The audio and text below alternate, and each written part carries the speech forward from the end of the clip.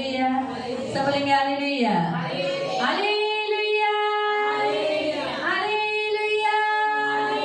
बोलो यीशु महाराज की जय, बोलो यीशु महाराज की जय, बोलो यीशु महाराज की जय।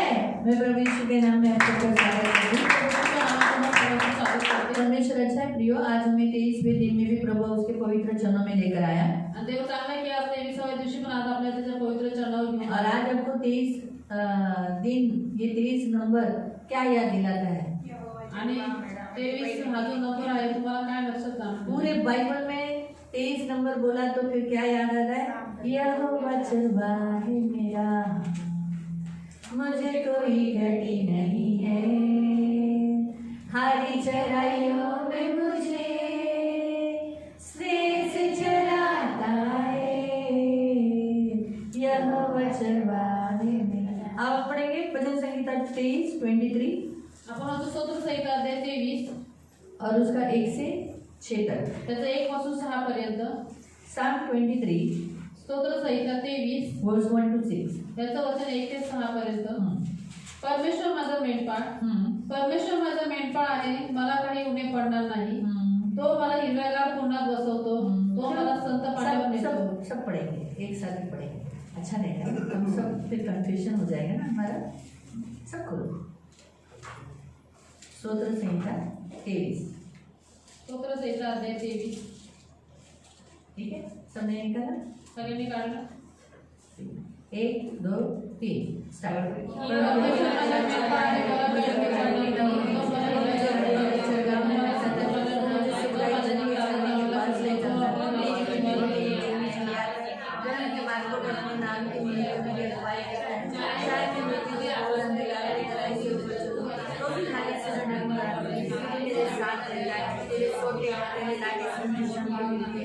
मेरे सताने वाले सामने मेरे लिए मेज बिछाता है, तूने मेरे सिर पर तेल मला है, मेरा कटोरा उमड़ रहा है, निश्चय न्याय और करुणा जीवन रोना ये साथ साथ समझेंगे, और मैं यहोवा के धाम में सर्वदा वास करूंगा। आमीन।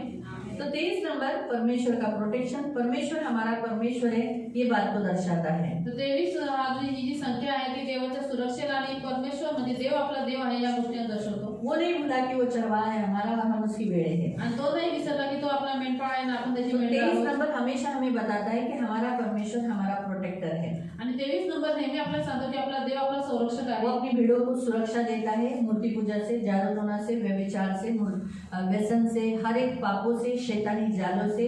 इसीलिए नंबर्स 23 में लिखा है, कोई भी जादू टोना तुझे बाधा नहीं, कोई भी तंत्र मंत्र तुझे नहीं लगेगा। तो हमारा परमेश्वर हमारा प्रोटेक्टर है, श्राप को आशीष में बदल देता है।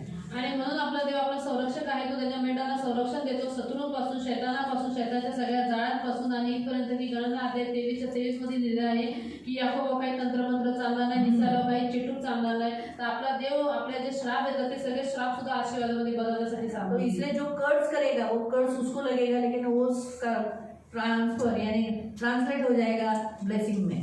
आणि जो कोणी श्राप देईल त्याच्या लोकांना तो श्राप त्या व्यक्तीलाच लागेल आणि त्या श्रापाचा रूपांतर परमेश्वर आशीर्वादामध्ये तो करेल। ये है हमारा परमेश्वर। इसे 23 ये नंबर परमेश्वर हमें क्या बताता है प्रोटेक्शन के लिए। तो आज हम लोग जो मिलकर आज 23वें दिन में भी हम जब प्रेयर करेंगे तो परमेश्वर सारे मसीहों का प्रोटेक्शन करेगा। चरवाहा है, जो भेड़ उसकी खोई हुई है ना, कोई जेल में है, कोई लोग घर में बैठे हुए है ना, अलग अलग जगह में नाश की ओर जा रहे हैं, प्रभु उन्हें ढूंढ निकालेगा और कंधे पर उठाकर क्या करेगा, उसकी भेड़शाला में लाएगा। आणि 23 नंबरच्या द्वारे देव आपला संरक्षक आहे हे दर्शवतो। तो आपलं संरक्षण करणं आणि जी त्याची मेंढरं आज जगामध्ये हरवलेली आहेत, म्हणजे जे कोणी बंदीगृहात आहे किंवा जगामध्ये गेलेले आहेत, देव त्यांना सोडून आलं आणि त्याची जी मेंढरं आहे त्याच्या सगळ्यांमध्ये तो मिळून और उसका साइन है, हम लोग जो गए रोज दिन से हम लोग प्रेयर कर रहे हैं कि प्रभु जितने जेल में उनको छुड़ाओ। तो आज प्रेज प्रभु की स्तुति हो, बहुत लोगों को प्रभु ने जेल से छुड़ाया। आणि और खास करके मध्य प्रदेश में एक जगह पे अटैक किया गया था शबा दिन में ही, प्रार्थना के समय पर ही, और उन्हें जेल में डाल दिया गया था। उनके 20 लोगों को प्रभु ने छुड़ाया। आणि त्याचं चिन्ह आहे की आपण प्रभूला एवढ्या दिवसांपासून प्रार्थना करतो, उपास प्रार्थनेमध्ये देव आपली ती प्रार्थना ऐकतो, तो उत्तर देतो। आज खूप साऱ्या लोकांना प्रभूने तुरुंगातून बाहेर काढलं आणि मध्य प्रदेशमध्ये जो शब्दाच्या दिवशी अटॅक केला होता त्या अटॅकमध्ये 20 जणांना त्या लोकांनी अरेस्ट केलं होतं, त्यांना पण देवाने सोडवा। म्हणून प्रभूच्या नावाचा धन्यवाद। तो हमारा परमेश्वर उसके भेड़ों को जो खोई हुई है ना, हमारे भी चर्च की बहुत सारी आत्माएं प्रभु में बपतिस्मा लेकर खोई हुई है, वो उन्हें लाएगा। आणि मग आपला देव आपला मेंढपाळ आहे, मग त्याचे जे मेंढरा हरवलेले आहेत, आपल्या पण चर्चमध्ये खूप सारे असे मेंढरा आहेत जे बाप्तिस्मा घेऊन जगात गेलेले आहेत, देव त्यांना पण घेऊन ये येईल। 23 ये नंबर प्रोटेक्शन के साथ साथ उपाय करना यानी तरतूद करना यानी प्रोवाइड करना, यानी जो कलीसिया की ज़रूरत है, जो आपकी ज़रूरत है, जो किसी व्यक्ति को जैसे चंगाई की ज़रूरत है, किसी को शक्ति की ज़रूरत है, जैसे जितने व्यसन में जकड़े वो निर्बल है इसीलिए वो गिर रहे हैं, तो उन्हें प्रभु शक्ति देगा। तो ऐसे इसे कहते हैं उपाय करने वाला। जैसे पौलुस ने कहा मेरा यहोवा उपाय करने वाला परमेश्वर है, मेरी कमी घटी को पूरा करता है। फिर अब्राहम ने नए जुने करार में कहा, क्या कहा? यहोवा आप उपाय करेगा। तो ये 23 नंबर उपाय करने वाले को दर्शाता है। अगर साम 23 में पढ़ोगे तो परमेश्वर ने, दावीद कहता है कि मेरे परमेश्वर ने मेरा उपाय किया। आणि म्हणून 23 हा नंबर की परमेश्वर आपला पुरवठा करणारा, उपाय करणारा देव आहे, आपली सर्व गरज पूर्ण करणारा, आपली तरतूद करणारा देव आहे, ह्या गोष्टी दर्शवतो। आणि जे व्यसनात जखडलेले आहेत किंवा तुम्हाला लोकांना काही गरज आहे तर देव ते नक्की पूर्ण करेल। जसं पौल म्हणतो नवीन करारामध्ये की माझा देव माझ्यासाठी उपाय करा, आणि जुन्या करारामध्ये अब्राहम म्हणतो की परमेश्वर स्वतः उपाय करून देईल। तर त्याच पद्धतीने आपला देव आपला उपाय करणारा, तरतूद करणारा आणि आपली सर्व गरज पूर्ण करणारा। 23 ये नंबर पुनरुद्धार यानी जो खो गए हैं, जो पाप में फंस गए हैं, उन्हें वापस उद्धार देगा, वापस उन्हें खड़ा करेगा। जैसे उड़ाऊ पुत्र है ना, खो गया था, बहुत पाप किए, बहुत, लेकिन क्या हुआ? प्रभु ने उसे वापस क्या किया? लौटा ले आया ना। वैसे ही ऐसे बहुत सारे लोगों को 23 आज हम जो प्रेयर करेंगे उस प्रेयर के द्वारा बहुत से लोग आज जो नाश हुए हैं उन्हें प्रभु उद्धार देगा। आणि हा 23 नंबर जो आहे तो तारणाच्या पुनर्स्थापनेला पण दर्शवतो। जे लोकांनी तारण गमावलेलं आहे, देवापासून दूर गेलेलं आहे, जगात हरवलेलं आहे, जसा उदयपुत्र आपल्या पित्यापासून खूप दूर गेला, सर्व काही तो गमावून बसला, तर अशा लोकांना प्रभू पुन्हा आणा, त्यांची पुनर्स्थापना करा, त्यांना पुन्हा तारण देऊन परमेश्वराच्या राज्यात उभं करा। 23 नंबर है दैवी मार्गदर्शन, यानी परमेश्वर की ओर से मार्गदर्शन मिलेगा। जो लोग नाश में जा रहे हैं या भटके हुए हैं या बुद्धि भ्रष्ट हो गई है, प्रभु उनको मार्गदर्शन करेगा और सीधी राह पर लाएगा। आणि 23 नंबर हा दैवी मार्गदर्शनाचा नंबर आहे। जे लोक पापाच्या मार्गावर गेलेले आहेत, जगामध्ये भटकलेले आहेत, ज्यांची बुद्धी भ्रष्ट झालेली आहे, देव त्यांना सरळ करेल आणि सरळ त्याच्या मार्गावर आणणार आणि पुन्हा त्याच्याकडे घेऊन येईल। और 23 नंबर है आज्ञाओं का, जो प्रभु ने करार किया है, जो प्रभु ने मनुष्य के साथ, इस्राएलियों के साथ, हमारे साथ जो करार किया है, वो करार को पालन करने के लिए शक्ति देता है इंसानों को जिनके साथ करार किया है। जिसका वचन आप पढ़ सकते हैं 2 सैमुअल चैप्टर 23 वर्स 5 में पढ़ सकते हैं कि क्या मेरा घराना ईश्वर की दृष्टि में ऐसा नहीं है? उसने मेरे साथ जो सदा की एक ऐसी वाचा, यानी जिसे हमने कहा करार, वाचा यानी करार बांधा है, तो जो सब बातों में ठीक हुई और अटल भी है, क्योंकि चाहे वो उसे प्रकट न भी करे तो भी मेरा पूर्ण उद्धार और पूर्ण अभिलाषा का विषय वही है। यानी वो जरूर अपना करार पूरा करेगा। तो प्रभु ने आपके लिए क्या क्या करार किया है, क्या क्या वाचा बांधी है आपके साथ, क्या बांधी है? आणि 23 नंबर हा देवाने जो आपल्याशी करार केलेला आहे किंवा देवाच्या ज्या आज्ञा पालन करण्यासाठी देव आपल्याला शक्ती देतो, बल पुरवतो आणि प्रभू आपल्याशी करार करतो, तो कधी विसरत नाही। तर देवाने तुमच्याशी काय काय करार केलेले आहेत, काय काय तुमच्यासोबत वाचा बांधली? मी तुला निराधार सोडणार नाही। हाँ, मैं तुझे निराधार छोड़ूंगा नहीं, फिर मैं जगत के अंत तक तेरे साथ हूँ। फिर आपके साथ कुछ करार नहीं किया क्या? सिर्फ अब्राहम के साथ किया क्या? देवाने काय फक्त अब्राहामाशीच करार केला, तुमच्याशी आप जो बोलोगे वो आपके लिए होगा ना। तुम्ही जे काही बोलत ते सर्व तुमच्यासाठी। जैसे मैंने कहा, मैं जगत के, प्रभु ने कहा मेरे साथ करार किया है कि मैं जगत के अंत तक तेरे साथ हूँ, इसलिए प्रभु मेरे साथ हमेशा रहेगा। 23 नंबर वैसे भी उसी को दर्शाता है, प्रभु का साथ रहना। आणि 23 नंबर याला दर्शवतो की प्रभू आपल्या सोबत राहणार, हमेशा साथ रहेगा, वो अपने लोगों के साथ हमेशा रहेगा। आणि प्रभू त्याच्या लोकांसोबत नेहमी राहील। तो ये उसका भी 23 को भी दर्शाता है। आणि 23 ला दर्शवते ना। फिर आपके साथ क्या करार किया है? मी तुला लज्जित फजित करणार नाही। हाँ, मैं तुझे लज्जित फजित नहीं करूँगा। और हाँ, तो तेरा चित्र मैंने हथेली पे खोद के रचा है, और इधर उधर मत ताक, मैं तेरे साथ हूँ, और तुझ्यामध्ये असलेले रोग मी दूर करेन। हाँ, मैं तुम्हारे बीमारियों को दूर करूँगा। तेरे सारे शत्रुओं को नष्ट करूंगा, तो ढूंढने पर भी उसे न पाएगा। हाँ, तो ये सारे तुम आपके क्या है? अभिवचन, जिसे करार, प्रभु ने आपके साथ वाचा बांधी है कि वाचा बोलते हैं ना, आप बाइबल पढ़ते समय आपको जब टच होता है तो वो आपके साथ करार किया रहता है, आपको रेमा वर्ड दिया रहता है, तो आप उसे एक्सेप्ट कर सकते हो, है ना? आणि जे काही बायबल वाचताच आपल्याला टच होतं ते प्रमाणे आपल्याला रेमा वर्ड दिलेला असतं म्हणून आपण ते तो accept 23 स्वीकार नंबर करू के शकतो. अनुसार परमेश्वर भले थोड़ा लेट होगा लेकिन जरूर करेगा। आणि 23 नंबरच्या अनुसार की भले थोडा उशीर लागेल परंतु देव त्याचा कारण 23 नंबर आशीष को दर्शाता है। आणि 23वा नंबर आशीर्वादाला दर्शवतो. परमेश्वर उसके लोगों को आशीष देता है। आणि देव त्याच्या लोकांना आशीर्वाद देतो. जब जेनेसिस अध्याय 1:23 में पढ़ोगे तो परमेश्वर ने आशीष दी। आणि उत्पत्ती आता 1:23 मध्ये जर वाचलं तर देवाने आशीर्वाद दिला शुरुआत का अध्याय जो जुना करार का। आणि जुन्या करारात और मत्ती अध्याय 1:23 में पढ़ेंगे तो यीशु का जन्म के बारे में बताया गया है, तो उसमें भी हम देखते हैं यीशु एक आशीष है। आणि मत्ती अध्याय 1:23 मध्ये आपण जर वाचलं तर त्याच्यामध्ये प्रभू येशू ख्रिस्ताच्या जन्माची घोषणा केलेली आहे, तर प्रभू येशू हा पण एक आशीर्वाद है आहे. ना, तो हमारे लिए आशीष है। तो हमें फाइनेंशियली, फिजिकली, स्पिरिचुअली हम जो चाहते हैं वो हमें 23 नंबर किसको दर्शाता है? आशीष को दर्शाता है, वो दे देता है। एक्सोडस 23 में क्या कहा है? आणि देवाने निर्गमन अध्याय 23 मध्ये काय म्हटलेलं आहे? एक्सोडस निर्गमन मैं तेरे आगे एक दूत भेजूंगा, वो तुझे क्या करेगा? तेरे आगे चलकर अमोरी, हित्ती, परिजी, कनानी, हिब्बी, यबूसी लोगों को जहाँ पहुंचाना है उन सबका मैं सत्यानाश कर लूंगा, यानी आपके सारे शत्रु को नाश करूंगा जो आपके बीच में है।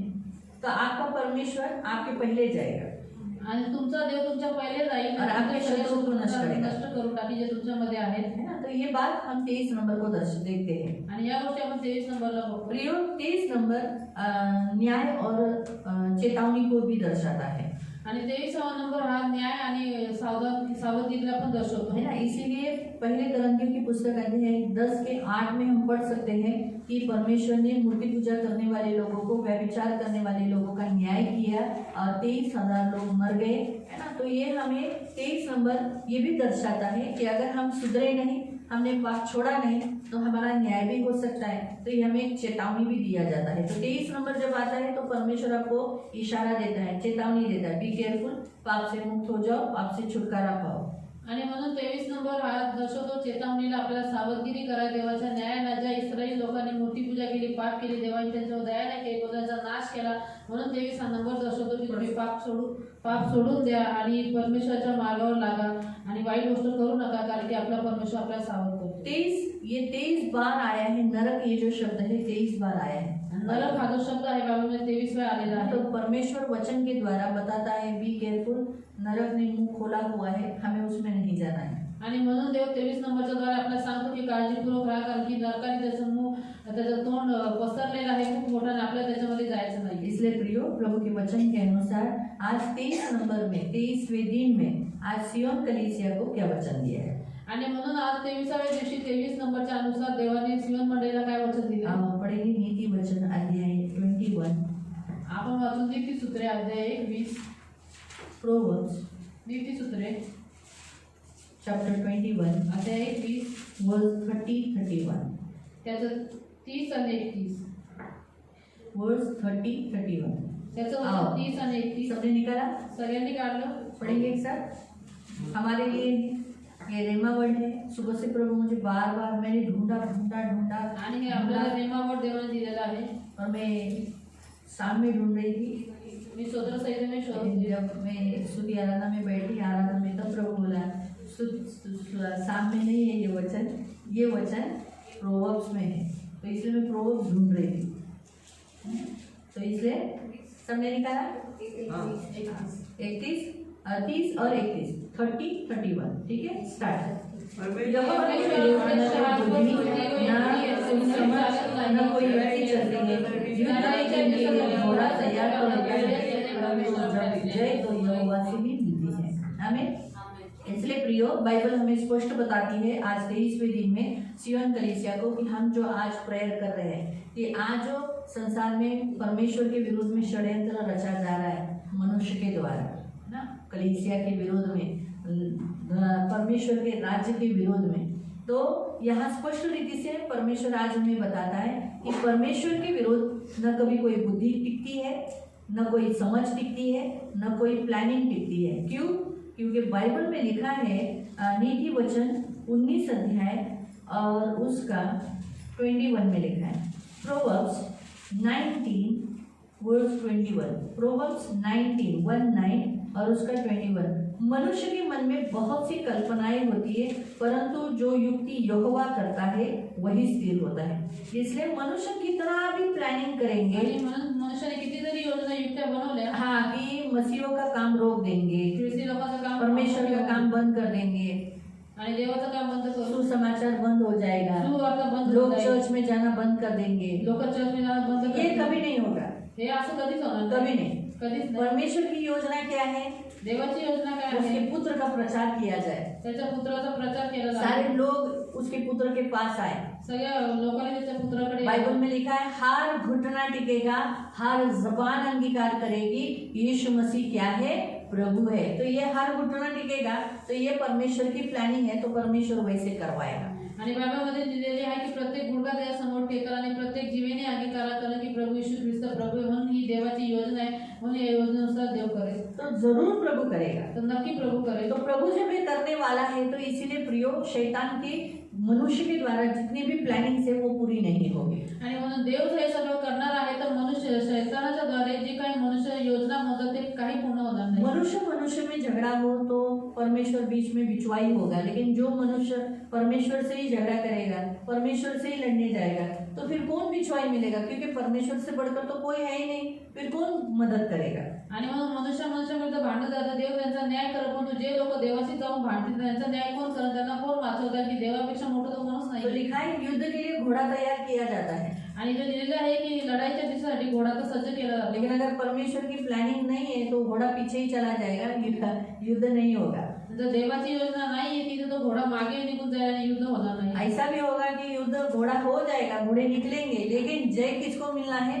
वो परमेश्वर नियुक्त किया है। तो लिखा है कि जय यहोवा की ओर से ही मिलता है। आणि भलेही घोडे सज्ज करून ते लोक निघतील लढाईला, परंतु ते विजय नाही होऊ शकत, कारण की इथं लिहिलेलं आहे की यश म्हणजे विजय जे आहे ते देणं देवाच्या हातात आहे. परमेश्वर ने जिसको चुना है उसी को जय देगा। आणि देवाने ज्या व्यक्ती निवडलेला आहे त्याला तो तो भले विजय करेल. किसके पास बहुत सारे यंत्र हो, बहुत सारे बम हो, बहुत सारे घोड़े हो, बहुत सारे युद्ध के लिए साधन हो, भले, लेकिन परमेश्वर जिसको युद्ध में जय देने वाला है उसके पास कुछ इतना साधन नहीं हो, लेकिन फिर भी परमेश्वर ने जिसको ठाना है उसी को देगा। तो परमेश्वर ऑलरेडी यीशु मसीह का जो पक्ष है वो विजयी पक्ष है, इसीलिए जितने यीशु से लड़ेंगे वो पक्ष हारेगा। आणि म्हणून कोणाकडे कितीतरी हत्यारं असले, कितीतरी शक्ती असली, सामग्री असली तरी सुद्धा, आणि कोणाकडे काही नसलं, कमी जरी असलं तरी सुद्धा जय कोणाला देणं हे देवाच्या हातामध्ये आहे. प्रभू येशू ख्रिस्ताचा पक्ष हा सुरुवातीपासून विजयी पक्ष आहे, परंतु म्हणून जे काही लोक त्याच्याशी जाऊन लढतील ते नक्की हारतील, म्हणजे हारतील. तो इसीलिए प्रियो प्रभु के वचन के अनुसार आज हमें बताया जा रहा है वो लोग जो लड़ाई लड़ रहे हैं वो यीशु के साथ, परमेश्वर के साथ कर रहे हैं, तो वो लड़ाई में हार जाएंगे। आणि म्हणून देव आज आपल्याला सांगतो की ते जे काही लोक युद्ध करतात ते देवासोबत, प्रभू येशू सोबत करतात, म्हणून ते निश्चित हारतील, त्यांची हार निश्चित आहे. हमें तो आज हम 23वें दिन में भी प्रेयर करेंगे, तर आज 23व्या दिवशी मग आपण प्रार्थना हम करू, मिलकर प्रार्थना आपण करेंगे, मिळून प्रार्थना करू एकत्रित होकर एक मन एक चित्त से प्रार्थना आणि करेंगे, एकत्रित होऊन एक मन एक चित्त होऊन प्रार्थना और करू. प्रभु जरूर आज उत्तर देगा। आणि प्रभु आज नक्की उत्तर सारा देईल. अच्छा चरवाहा बनकर वो अपनी भीड़ों को छुड़ाएगा। हमारा वचन चालू है लिखने के ऊपर, है ना? लिहिण्यावरती आपलं वचन चालू आहे.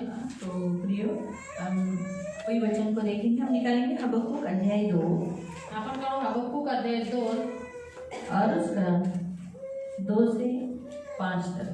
आणि त्याचं वचन 2 ते 5 पर्यंत.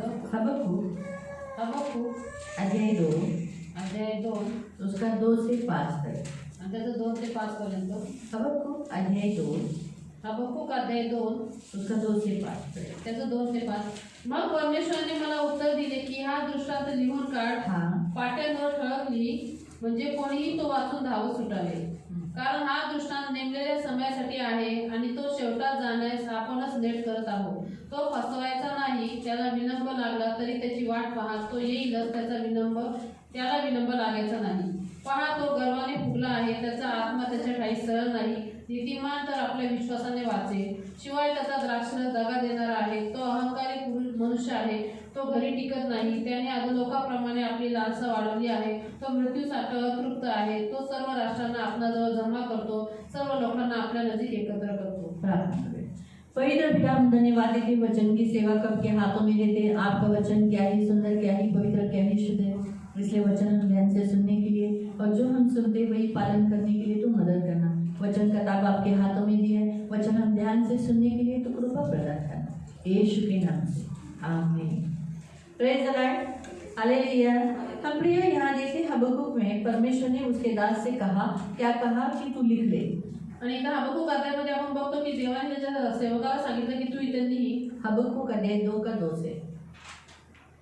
तो प्रियो, जैसे परमेश्वर बात करता है तो उसके दासों से बात करता है। दूसरा, वो लिखने के लिए भी कहता है। बात जो कुछ करता है वो लिखने को भी कहता है। आणि देव जसं जे काही बोलतो त्याच्या दासांशी बोलतो आणि दुसरी गोष्ट म्हणजे की देव त्याच्या दासांना हे लिहायला पण सांगतो। और हमने कल ही बताया था कि परमेश्वर लिखने के लिए क्यों कहता है, आणि आपण कालच पाहिलं होतं की देव हे लिहायला का सांगतो, ताकि आने वाली पीढ़ी को मालूम पड़े, वो भी जान सके, जागरूक हो जाए। का कारण की येणाऱ्या पिढीला पण माहिती पडावं, त्यांनी पण जागृत व्हावं, त्यांनी पण ओळखून घ्यावं। परमेश्वर लिखने के लिए इसलिए कहता है ताकि लिखा हुआ कभी मिटता नहीं है। आणि देव लिहायला यासाठी सांगतो की लिहिलेलं कधीच मिटत नाही। इसीलिए परमेश्वर ने उसके दासों को लिखने के लिए कहा। आणि म्हणूनच देवाने त्याच्या दासांना और लिहायला कल मैंने सांगितलं। आपको होमवर्क दिया था, किया?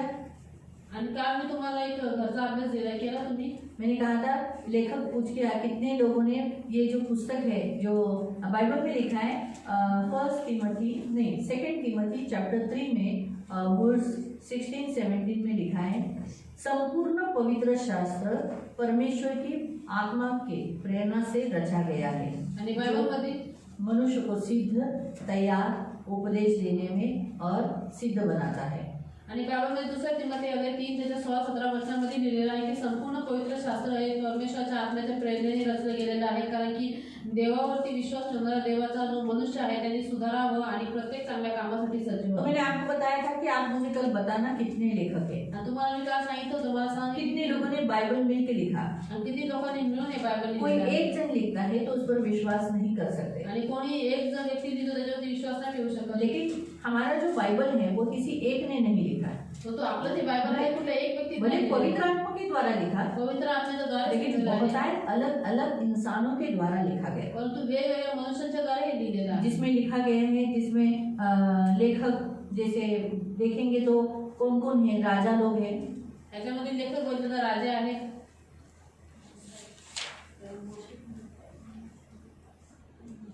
संदेशकार है, भविष्यवक्ता है, आणि संदेष्टे आहेत, मच्छीमार यानी मछली पकड़ने वाले लोग हैं, आणि मासे मारणारे आहेत, चरवाहे हैं, मेंढपाळ आहेत, है ना, डॉक्टर है। डॉक्टर आहेत। मतलब हर एक को अलग अलग उनका पार्श्वभूमि अगर आप देखोगे, उनका बैकग्राउंड देखोगे तो हर एक का बैकग्राउंड पीछे का लाइफस्टाइल अलग है, डिफरेंट है। उन लोगों को परमेश्वर ने पुस्तक लिखने के लिए चुना। प्रत्येकाचा जो भूतकाळ आहे किंवा बॅकग्राऊंड आहे ते वेगवेगळा आहे, परंतु त्या लोकांना देवाने त्याचं पुस्तक लिहिलं, राजा को, राजाला, भविष्यवक्ताओं को, संदेष्टांना, चरवाहों को, मेंढपाळांना, मछली पकड़ने वालों को, आणि जे मासे पकडतात त्यांना, और डॉक्टर को। आणि डॉक्टर कौन था? डॉक्टर कोण होता? हाँ? लूका। तो राजा कौन था? तर राजा कोण होता? हाँ? सुलेमान। लेकिन दावीद ने कोई ये नहीं लिखा है। हाँ, दावीद ने साम लिखा है। हाँ, भजन संहिता लिखा है। दावीदने स्तोत्र गायलेले आहेत। हाँ, वो भी एक लेखक है, सही बात है, वो भी लेखकों में है। दावीद भी एक लेखकों में है। दावीद पण एक लेखक आहे, क्योंकि साम में टोटल बहुत सारे लेखक जो गाने वाले लेखक है जिन्होंने लिखा, आणि स्वतः खूप सारे गाणारे आणि जैसे आसाफ गायक है, आहेत, जसं आसाफ आहे, मोजेस है, मोशे आहे, सुलेमान है, शलोमोन आहे, है ना, ये सब भजन संगीता में लेखक है। आणि स्वतः साहित्यामध्ये एवढे सगळे लेखक आहेत ना, हाँ, एवढे सगळे अजून पण आहे। और इससे भी ज्यादा है। हाँ, तो आपको वो ढूंढना है। तुम्हाला ते शोधायचे कल आहे। वापस पूछूंगी, उद्या पुन्हा प्रश्न विचारा, तो रेडी करके आना। तर तयार होऊया। कितने लेखक है? किती लेखक आहे काढले? हाँ, मी काढले। ते व्हिडिओ तेच ना, ready नाही केलं. तुम्ही पण जरा मछली पकडा ना. हाँ? नाही, कमी आहे.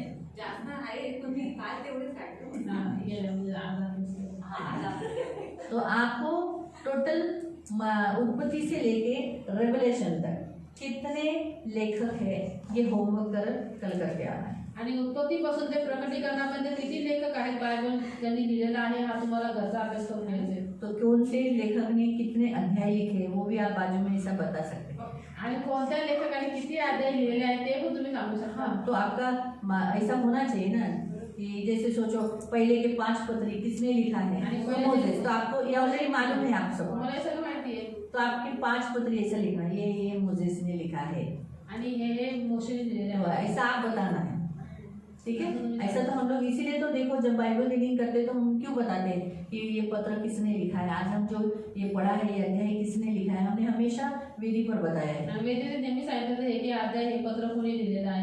हमने बहुत बार उसको इतना वैल्यू नहीं दिया, आणि खूप वेळा आपण त्याला एवढं किंमत नाही दिली. लेकिन आज हमें उनकी वैल्यू मालूम पड़ रही है, परंतु आज आपल्याला त्याची किंमत क्योंकि कळली. आज उन्होंने वो लेटर लिखा इसीलिए आज हमारे हाथों में है, आणि आज त्यांनी जे पत्र लिहिलं म्हणून आपल्या हातामध्ये और आलं. आज हम बाइबल पढ़ पा रहे हैं। आणि आपण आज बायबल वाचू शकतो. अगर उन्होंने लिखा नहीं होता तर त्यांनी लिहिलंच नसतं तो आज हमारे हाथ में ये आता नहीं, तर आपल्या हातामध्ये आलं हमें ज्ञान मिलता नहीं। आपल्याला ज्ञान भेटलं और नसतं. बाइबल का सच पूछो देखा गया तो लिखने का मुख्य जो उद्देश्य है वो मुख्य उद्देश्य यही है जो हबक्कुक ने हमने पढ़ा, क्या लिखा है, जो पढ़ेगा वो दौड़ेगा। आणि बायबलमध्ये हे सगळं वचन लिहून ठेवण्याचा मुख्य उद्देश हाच आहे जे हबक्कुक अध्यायामध्ये आपण वाचलं की जो कोणी हे वाचल तो धावत सुटेल. लिखने का जो मुख्य उद्देश्य, क्यों परमेश्वर ने लिखने के लिए बोला, क्योंकि जो पढ़ेगा वो दौड़ेगा, क्योंकि प्रभु चाहता है कि दौड़े। हर एक जन सुनने के बाद, पढ़ने के बाद, जैसे हर अनपढ़ लोग सुन सकते हैं तो वो सुन रहा है मतलब पढ़ रहा है, नहीं आपको समझा। अभी हम लोग पढ़े लिखे हैं इसलिए हम ऐसा पढ़ते हैं, लेकिन जो अनपढ़ है जिन्हें कम पढ़ने लिखने आता है वो सुन तो सकते हैं, इसलिए वो सुनने के द्वारा पढ़ते हैं, आपको समझा। तो इसीलिए जब वो सुनेगा, जब वो पढ़ेगा तो क्या करेगा, दौड़ेगा। किससे दौड़ेगा, प्रभु के पास दौड़ेगा। आणि म्हणजे किसके पास दौड़ेगा, वचनाचे किससे भागेगा, शैतान से भागेगा, दूर हो जाएगा, पाप से दूर हो जाएगा। तो अब हम और भी 2 वचन पढ़ेंगे और फिर हम आगे के वचन में जाएंगे। हम पहले पढ़ेंगे दानियेल अध्याय 12 उसका 4 पढ़ेंगे। आपण दानियेल अध्याय 12 त्याचं वचन 4 वाचू.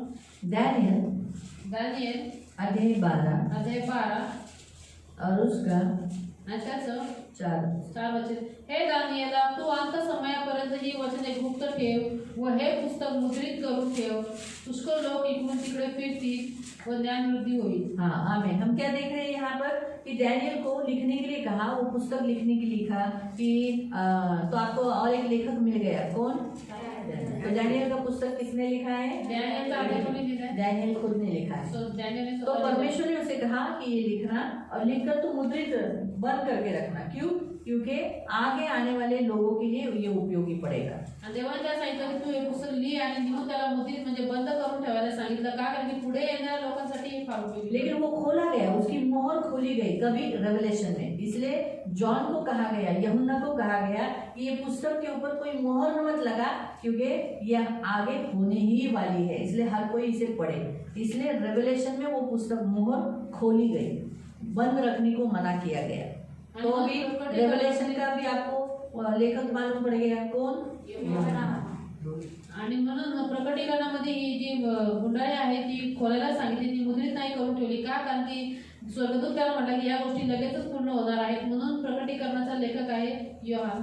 पढ़े फिर से वही 12 का 4। हे दानियेला हाँ तू अंत समयापर्यंत ही वचने गुप्त ठेव व हे पुस्तक मुद्रित करून ठेव. हाँ पुष्कळ लोक इकडून तिकडे फिरतील. हाँ है ना, तो लोग है ना वचन पाने के लिए इधर उधर घूमेंगे, ढूंढेंगे, परमेश्वर के वचन को ढूंढेंगे, लेकिन उन्हें वो नहीं मिलेगा। और सचमुच बहुत साल तक परमेश्वर का वचन नहीं मिला गया आगे, व ज्ञान वृद्धि होईल. और परमेश्वर लोगों का ज्ञान बढ़ेगा। जो लोग अभी आज जो हम लोग देखेंगे, अगर आज हम जो वचन पढ़ते हैं उससे हमारा क्या होता है, ज्ञान बढ़ता है। आणि आज जे काही आपण वचन वाचायचं तर आपण वो भी ज्ञान किसका, परमेश्वर का। ते पण ज्ञान कोणाचं, हम देवाचं. परमेश्वर को ज्यादा जानने लगते आपण हैं, देवाला जास्त ओळखू लागतो, ज्यादा पहचानने लगते हैं। जास्त ओळखू लागतो. संसार का ज्ञान मूर्खता लाती है। आणि जगाचं ज्ञान हे मनुष्यामध्ये मूर्खता आणतं. आज देखो जितने टैलेंटेड लोग हैं, इतने पढ़े लिखे लोग हैं, होशियार लोग हैं, वो कैसे बात करने चाहिए, रिस्पेक्ट में, आदर के साथ, सभ्यता से, लेकिन वो लोग कैसे बात करते हैं, ओ ये ले लो तुम्हारा फाइल, कल आओ, आणि जगातले आज जे काही टॅलेंटेड हुशार ज्ञानी लोक आहेत जे खूप शिक्षण घेतलेले उच्च शिक्षित आहेत ते कसे बोलायला पाहिजे एकदम आदराने शांतपणे सौम्यपणे ते कसे ओढून बोलतात लोकांच्या अशी फायली फेकून क्योंकि मारतात संसार का ज्ञान अहंकार लाता है, कारण की जगाचं ज्ञान मनुष्यामध्ये घमंड संसार आणतं का ज्ञान नाश लाता है। आणि जगाचं ज्ञान मनुष्याला संसार का विनाशाकडे ज्ञान इंसानों में तुच्छता, भेदभाव, पक्षपात लाता है। आणि जगाचं ज्ञान मनुष्यामध्ये तुच्छपणा भेदभाव आणि लेकिन पक्षपात परमेश्वर का घेतो. ज्ञान क्या लाता है? मनुष्य को निकट लाता है। आणि देवाचं ज्ञान मनुष्याला जवळ घेऊन येतं. परमेश्वर का ज्ञान परमेश्वर के भी करीब लेके जाता है, एक दूसरे के भी करीब लेके जाता आणि देवाचं ज्ञान देवाच्या पण जवळ घेऊन जातं आणि एकमेकांच्या पण जवळ है। घेऊन जातं. इसीलिए प्रियो, बाइबल पढ़ने वाले परमेश्वर का वचन ज्ञान ज्यादा, जितना आप पढ़ते हो, जितना ज्ञान लेते हो, उन्हें ज्यादा समझ आती है क्या करना चाहिए, ये भी प्रभु का है, ये भी प्रभु का है, मुझे ऐसा व्यवहार नहीं करना चाहिए, ये नहीं रहना चाहिए, ऐसा नहीं करना चाहिए, ये ज्ञान आने लगता है। आणि म्हणून देवाचं ज्ञान जेवढं तुम्ही घेता, जेवढं तुम्ही जास्त बायबल वाचा, ज्ञान परमेश्वराचा आत्मसात करता, तेव्हा तुम्हाला कळतं की अरे मी पण प्रभूची आहे, हा पण प्रभूचा आहे, ही पण प्रभूची आहे, ह्याच्याशी मला चांगलं वागलं पाहिजे, असं नाही केलं पाहिजे. हे ज्ञान देवाचं ज्ञान तो आपको समझा उद्देश्य क्या था? हमें ज्ञान मिले करके। ठीक है, आगे हम पढ़ेंगे डिटोनॉमी चैप्टर 27 वर्स 8। आणि त्याच्या पुढे आपण वाचू अनुवाद अध्याय 27 त्याचं वचन 8. डिटोनॉमी अनुवाद चैप्टर 27 अध्याय 27 वर्स 8। त्याचं वचन 8. या घोंड्यांवर या नियमशास्त्राची सर्व वचने चांगली स्पष्ट लिहून काढ. हाँ, क्या लिखा है? परमेश्वर ने मोसेस को कहा, क्या कहा कि इस पत्थर की पट्टियों पर व्यवस्था के वचनों को स्पष्ट रीति से लिख देना। मतलब पढ़ने वाले को क्या होना चाहिए? समझ में आना चाहिए, कोई रुकावटें आनी नहीं चाहिए, इसलिए अच्छी रीति से लिखना। और आपको मालूम है उसने लिखा, इसलिए जोशुआ के काल में वो मदद हुआ। पढ़ेंगे, हम निकालेंगे जोशुआ अध्याय 8। आपण काढू यहोशुआ अध्याय 8. जोशुआ चैप्टर 8 यहोशुआ अध्याय 8 और उसका 30 से। त्याचं वचन 30 पासून. जोशुआ चैप्टर 8 यहोशुआ अध्याय 8 और उसका 30 से। त्याचं 30 पासून. एबल डोंगरावर लिहिण्यात आलेले नियम. हाँ, मग वो जो लिखा कहाँ था? एबाल पहाड़ पर। ठीक, मग यहोशुआने इस्रायलचा देव परमेश्वर ह्याच्यासाठी एबल डोंगरावर एक वेदी बांधली. आमीन। परमेश्वराचा सेवक मोशे याने इस्रायल लोकांना आज्ञा केल्याप्रमाणे, अर्थात मोशेच्या नियमशास्त्राच्या ग्रंथात लिहिल्याप्रमाणे त्याने न घडलेल्या दगडांची वेदी बांधली. हाँ, क्या लिखा है? उसने ऐसी वेदी बानी जिस पर कोई ठाक ठूक कर नहीं बनाया है। बोला है ना, कोई भी हथियार नहीं चलाना, ऐसा वेदी बनाई जैसे मूसा की पुस्तक में लिखा था। अगर मूसा नहीं लिखता जर तो मोशेने लिहिलं तो नसतं, ये लोग वेदी कैसे बनाते? हे लोकांनी वेदी कशी बनवली असती? हथियार इस्तेमाल करते हैं। अगर ये मोसेस लिखता नहीं तो एलिया वेदी कैसा बनाता? हथियार इस्तेमाल करते हैं। हम लोग अभी जोशुआ का 8 पढ़ रहे, 8वां अध्याय का 30 से पढ़ रहे, 30 वचन। तो कहने का उद्देश्य प्रियो, अगर लिखा था उन लोगों ने पढ़ा, इसीलिए एलिया ने भी क्या किया? 12 पत्थर लिए, 12 पत्थरों की रचना एक के ऊपर एक कर कर वेदी बनाई। लेकिन उसने पत्थर हथियार इस्तेमाल कर कर वेदी नहीं बनाई। आपको समझा? तो इस रीति से आगे पढ़ेंगे। त्या दगडांना लोखंडाचा स्पर्श देखील झाला नव्हता. त्या वेदीवर त्यांनी परमेश्वराला होमबली अर्पण केले आणि शांतपणे वाहिली. है ना, तो जैसे कहा था कि उस वेदी पर क्या देना चाहिए? होम बलि और मेल बलि, और उसने वही चढ़ाया, होम बलि और मेल बलि। आगे 32। तेथे इस्रायल लोकांदेखत यहोशुआने त्या दगडांवर मोशेने दिलेल्या नियमशास्त्राची नक्कल लिहून काढली. अब क्या किया? जो पत्थर पर लिखा था वो अभी उसने क्या किया? पुस्तक में लिखा, उसका डुप्लीकेट किया। अगर ये इन भविष्यवक्ताओं ने, इन लेखकों ने नहीं लिखा होता तो क्या इसका ट्रांसलेशन हो पाता? इसकी नकल हो पाती? नहीं हो पाती ना। इसीलिए प्रियो लिखा गया, इसलिए कोई मिटा नहीं पाया। तो जब लिखते हैं ना तब मिटता नहीं, आणि जे काही लिहिलं जातं ते मिटवलं जात नाही. इसीलिए परमेश्वर ने लिखा, आणि म्हणून देवाने पण लिहिलं. मालूम है? तो इसलिए प्रियो परमेश्वर यीशु मसीह ने भी जमीन पे लिखा। आणि म्हणून परमेश्वर प्रभू यीशु ख्रिस्ताने पण तो जमिनीवरती हम जरा लिहिलं. नए करार से फिर जुने करार में, हम हमेशा कैसे जुने करार से नए करार में जाते, तो अभी हम थोड़ा सा नए करार से जुने करार में जाएंगे। आता नवीन करारापासून आपण जुन्या करारामध्ये जाऊ. तो प्रियो हमारे यीशु मसीह ने जमीन में, मिट्टी में लिखा। आणि आपल्या प्रभू येशू ख्रिस्तांनी जमिनीवर मातीवरती लिहिलं. तो उस पर हम जाने वाले हैं. तो 32 पूरा पढ़ ले. पूरा वाचना ना. हा 32 वचन पूर्ण वाच. ठीक है, फिर और एक वचन पढ़ लो. डिटोनॉमी में जाएंगे हम. डिटोनॉमी चैप्टर 31. फिर हम वापस हमें लिखने का उद्देश्य फिर जाने की जरूरत नहीं. आणि अनुवाद अध्याय 31 मध्ये आपण जाऊ. डिटोनॉमी चैप्टर 31 आणि अनुवाद अध्याय 31 और उसका 22. त्याचं वचन 22. डिटोनॉमी चैप्टर 31 वर्स 22. मोशेने त्याच दिवशी हे गीत लिहून घेतले व इस्रायल लोकांना शिकवले. हाँ, मोसेस ने गीत गाया. मोसे ने गीत गाकर उसने वो गाना लिखा और इस्राएलियों को सिखाया भी. क्या सिखाया? जो गाना उसने गाया था वो गाने का ट्यून लिखकर बताया. अगर आज गाने के पुस्तक लिखे नहीं होते, आज जर गाण्यांचे पुस्तक लिहिले नसते तो मुझे बताओ आज मसीह लोग गाना गा पाते? है ना? अगर आनंदी आनंद है मेरे यीशु के चरणों में, ये लिखा हुआ है, इसलिए हम उसे देखकर गाते हैं. सही बात है. और गा गाकर आज आपको भी जो पढ़ नहीं सकते वो सुनकर उनका बाय हार्ट हो गया. गाऊन गाणे आज आपल्याला यायला लागले आणि जे लोक वाचू शकत नाही ते गाणे ऐकून परमेश्वर की प्रेरणा से, परमेश्वर की आत्मा की प्रेरणा से जो मोसेस ने गीत गाए, वैसे ही दाऊद ने गाए, जैसे आसाफ ने गाए, वैसे ही बहुत सारे प्रभु के दासों ने गीत गाए. वही उन गानों में, उन पुस्तकों में लिखा है और आज वही पुस्तकों से हम वो गीत गा रहे हैं. आणि और देवाच्या कितने जुने हैं तो भी हमें जब भी गाते हैं हमें ऐसा लगता नया है ना. हम जब गीत गाते जय जय प्रभु यीशु जी हालेलुया, हमें ऐसा लगता है कभी गए आज नहीं गए. कैसा गीत गाना गाता हम कभी बोलते हैं ऐसा, हमें अच्छा लगता है ना. बराबर है. अभी के जो लेटेस्ट गाने हैं शायद वो इतना गाने में मजा नहीं आता है जितने जुने गानों में. क्योंकि लेटेस्ट गानों में कैसे थोड़े से मिक्सअप भी जो थोड़ा सा ज़्यादा स्टाइल किया है, लेकिन जुने गानों में कैसा सूर ताल सब अच्छी रीति से. आणि नवीन गाण्यामध्ये खूप साऱ्या गोष्टी मिक्स केलेल्या आहेत जगाच्या, पण जुन्या गाण्यामध्ये ताल सूर जे आहे अर्थ वगैरे खूप चांगला आहे. इसलिए प्रियो प्रभु के वचन के अनुसार अगर हम देखेंगे तो गाने भी लिखे गए, इसलिए आज गा रहे हैं. आणि प्रभूच्या वचनानुसार आपण जर पाहिलं तर गाणे पण लिहिले होते म्हणून आज आपण ताकि गातो. आने वाली पीढ़ी गा सके, इसलिए आज हम जो पीढ़ी है वो गा रही है. आणि त्यांची येणाऱ्या पिढीने गाणे ते गावावे म्हणून आज जे आपण पिढी आहोत ही आपण गाणे तो गातो. आपको समझ में आया लिखने का उद्देश्य? लिहिण्याचा उद्देश कि तुम्हाला परमेश्वर समजला? खुद भी क्यों लिखता है और उसने उसके शिष्यों को, उसके दासों को, उसके लेखकों को, हमको, यहाँ तक हमको भी लिखने के लिए क्यों कहता है. आणि मग देव स्वतः पण का लिहितो आणि त्याच्या दासांना, त्याच्या सेवकांना, लेखकांना इथं आपल्याला पण लिहायला त्याने का सांगितलेलं है आहे? ना. कभी कभी प्रियो हम मैंने देखो एक बार उपवास में ऐसा करवाया था, हम लोग ने लेटर लिखा था प्रभु को, याद है क्या? आणि मी उपवासामध्ये एकदा असं केलेलं की आम्ही प्रभूला पत्र लिहिलेलं, याद है? और प्रभु को भेजा था. फिर हमने अपने पाप लिखे थे आपण आपले पाप लिहिलेले और उसे जलाए थे. आणि त्यांना जाळून टाकलेले. उपवास में ही ये सब काम किए, उपवासामध्ये एवढी सही कामं केलेली. है ना.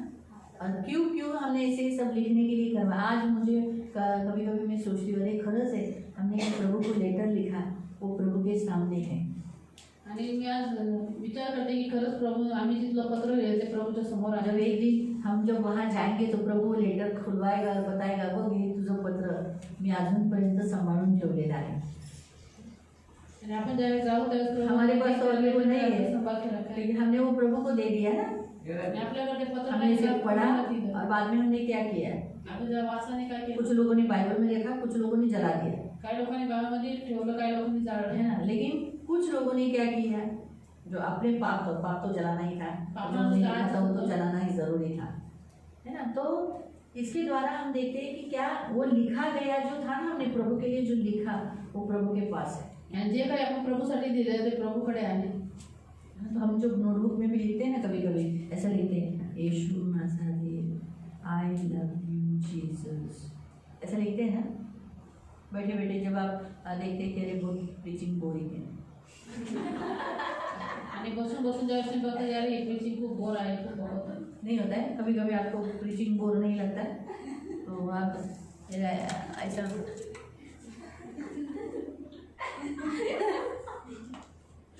मुझे क्या लगता है आप लोग लिख रहे हो. आणि मला काय वाटतं की तुम्ही लोक लिहिता एकदम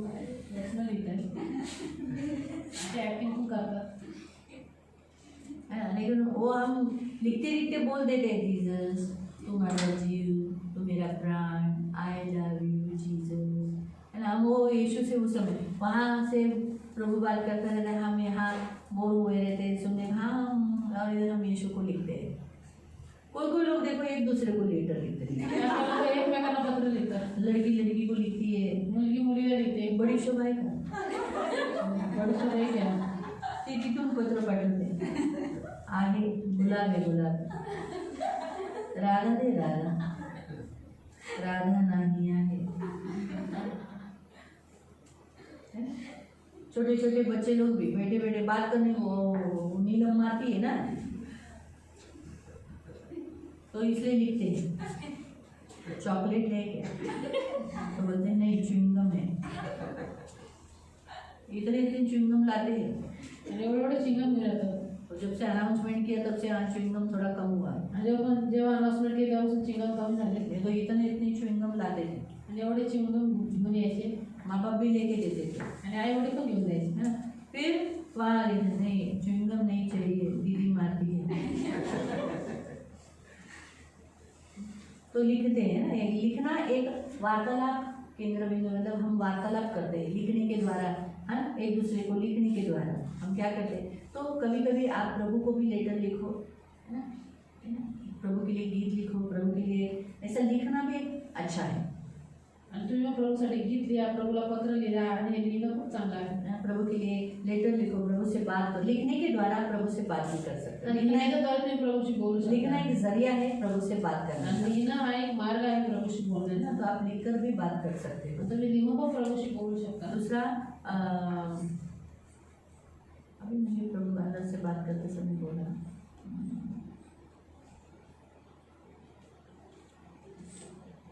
जब भी आप शादी जब होती है चर्च में, चर्चमध्ये ज्यावेळेस विवाह होतो तो जो वो लोग मुंह से कन्फेशन करते हैं, तोंडाने जे ते करार करतात तो उनसे देखो साइन कराते हैं। त्याच्यावर बघा सही करून घेतात. तो साइन क्यों कराते हैं मालूम? ती सही का करून घेतात? इसलिए क्योंकि मैंने जो बोला है वो मैं ही व्यक्ति हूँ, मैं वैसे ही करूँगा, आणि का काय की मी जे बोललेलं आहे तो मीच व्यक्ती आहे आणि मी तसंच करेल. इसलिए उनसे लिखा के लेते हैं। आणि मग त्याच्यावर लिहून घेतात. एग्रीमेंट भी देखो लिख के लिया जाता है, आणि जो करार आहे ॲग्रीमेंट ते पण लिहून है घेतलं ना, जो बोली से रह मेरे घर में तू रह रहे, आणि हा माझ्या तोंडाने बोलतो, हा माझ्या घरात तू राहा. गीला नहीं ठोकना, खेळायला टाकायचं, तोड़फोड़ नहीं करना, घरात काय तोडफोड नाही लेकिन करायची. लिखी नहीं है, तो तो लिहिलेलं नाही, इसीलिए वो किधर भी चाहिए तो किला ठोक सकती है। आणि ती पाहिजे तिथे खेळ ठोकू शकते.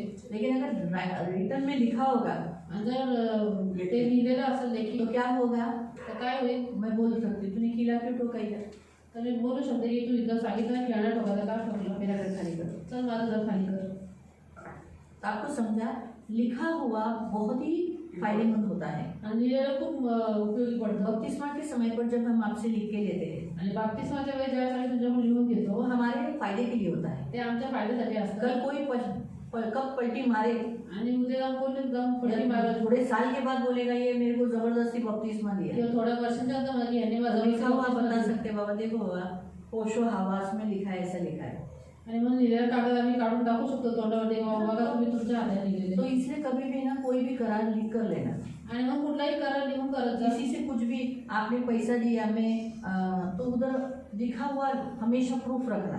आणि तुम्ही जर कोणाला पैसे दिलेले आहे जास्त अमाऊंट तर लिहिलेला हमेशा प्रूफ ठेवा. क्यों कब वो बोलेगा क्या है मैंने कब तेरे को दिया, ऐसा बोला तो आता व्यक्ती म्हणा की कधी मी कधी पैसे घेतले तुझ्याकडून. बताइए। कभी कभी कोई कोई लोग क्या बोलेंगे मालूम, जैसे एक बहन ने मुझे बताया कि मेरा एक बहन से एक फैमिली से 2.5 लाख कर्जा है, आणि एका बहिणी मला सांगितले की एका कुटुंबाकडे माझा 2.5 लाख कर्ज तो निघतो. मैंने उस फैमिली को बोला कि 2.5 लाख कर्ज घेतले क्या तुम्ही, तर मी त्या कुटुंबाला विचारलं तुम्ही 2.5 लाख कर्ज 50,000 घेतले? आत है। और उन्होंने कहा नहीं 50,000 के अंदर है. देखो कितना अलग बातें हुई। अभी ना इन्होंने ये बोलते हैं हमने इतना खर्चा किया है, तो उनके पास कोई लिखी प्रूफ नहीं है, और जिसने लिया वो बोलता है मैं हमारे लिए तो इतना ही खर्चा किया। अभी कौन सच बोलता है, दोनों मसीह है, दोन्ही कुटुंब ख्रिस्ती आहेत, है ना। तो लेखी होता है ना तो बहुत फर्क पड़ता है। आणि जे लिहून ठेवलेलं असतं त्याचा खूप उपयोग होतो पुढे जाऊन.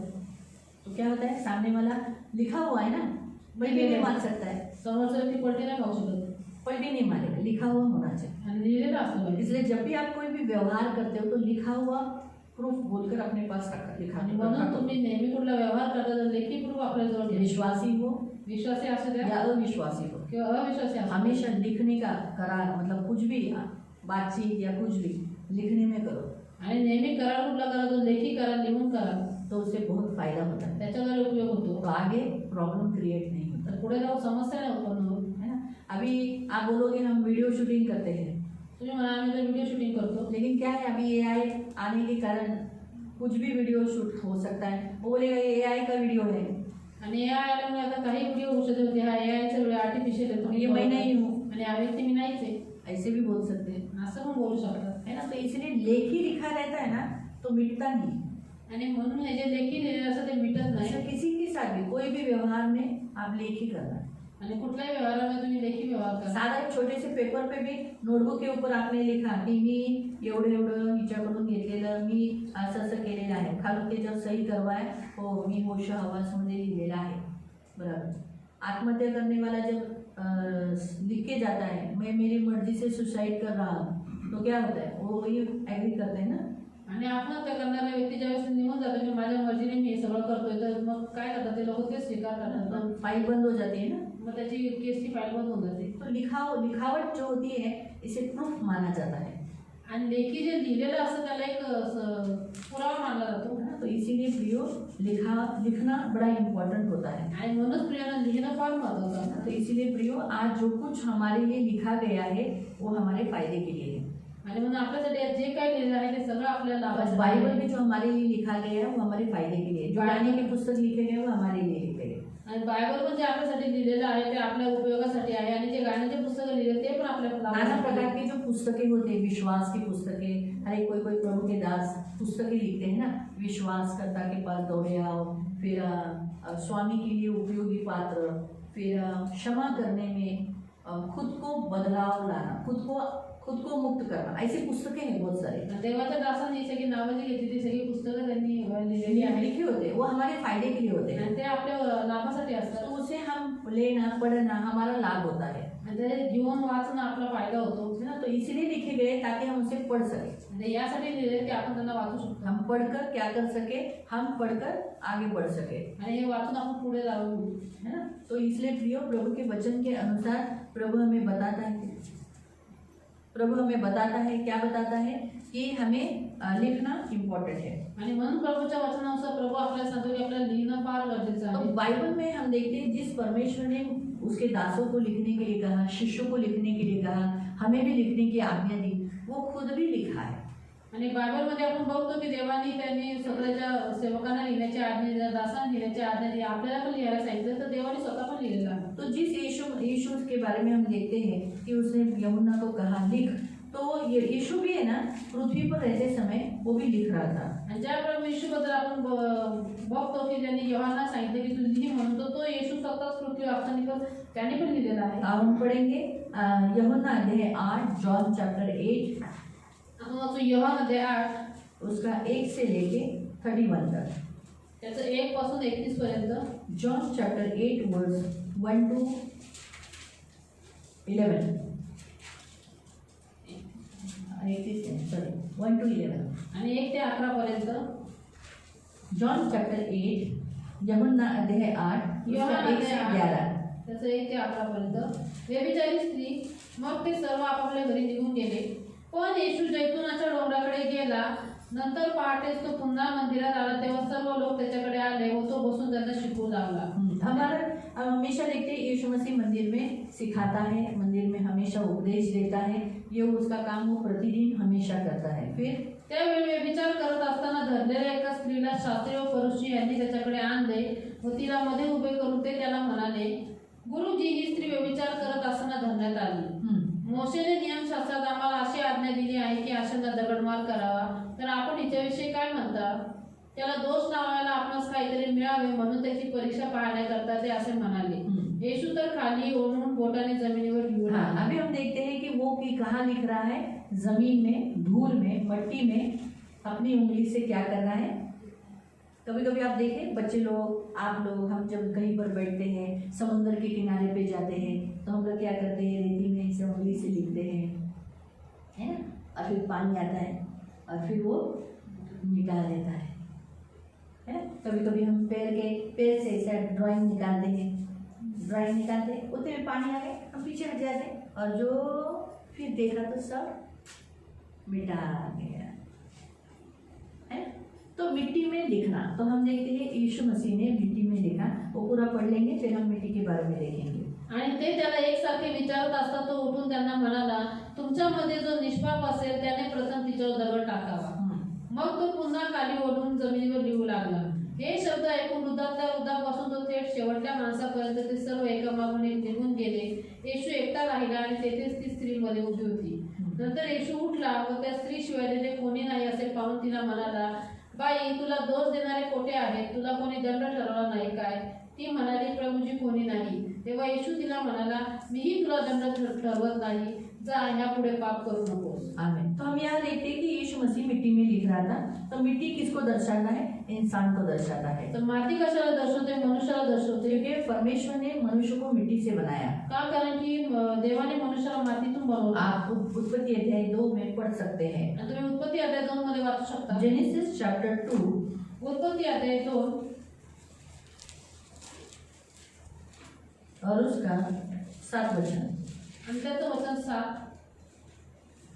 मग परमेश्वर देवाने जमिनीतील मातीचा मनुष्य घडवला व त्याच्या नाकपुड्यात जीवनाचा श्वास फुंकला, तेव्हा मनुष्य जीवधारी प्राणी झाला। है ना। तो इसीलिए प्रभु यहाँ हमें दिखाई देता है कि यीशु मसीह जो मिट्टी के बारे में, तो मैं आपको बताना चाहती हूँ कि यीशु मिट्टी में क्या लिख रहा था, मैं वो नहीं आपको बता सकती क्योंकि बाइबल में ऐसा कहीं पर भी संदर्भ नहीं है, लेकिन मिट्टी में ही क्यों लिख रहा था उसके बारे में मैं जरूर बता सकते हैं। आणि मी तुम्हाला सांगू शकते की येशू जमिनीवरती मातीमध्ये त्यांनी काय लिहिलं हे ना मी तुम्हाला सांगू शकत, कारण की त्याचा काही संदर्भ बायबलमध्ये नाहीये, परंतु तो का मातीवरती लिहित होता हे मी तुम्हाला सांगू। तो मिट्टी मनुष्य को बताती है, तर माती ही मनुष्याला उसकी दर्शवते, रचना को दर्शाती है। मनुष्याच्या रचना और जब दर्शवते।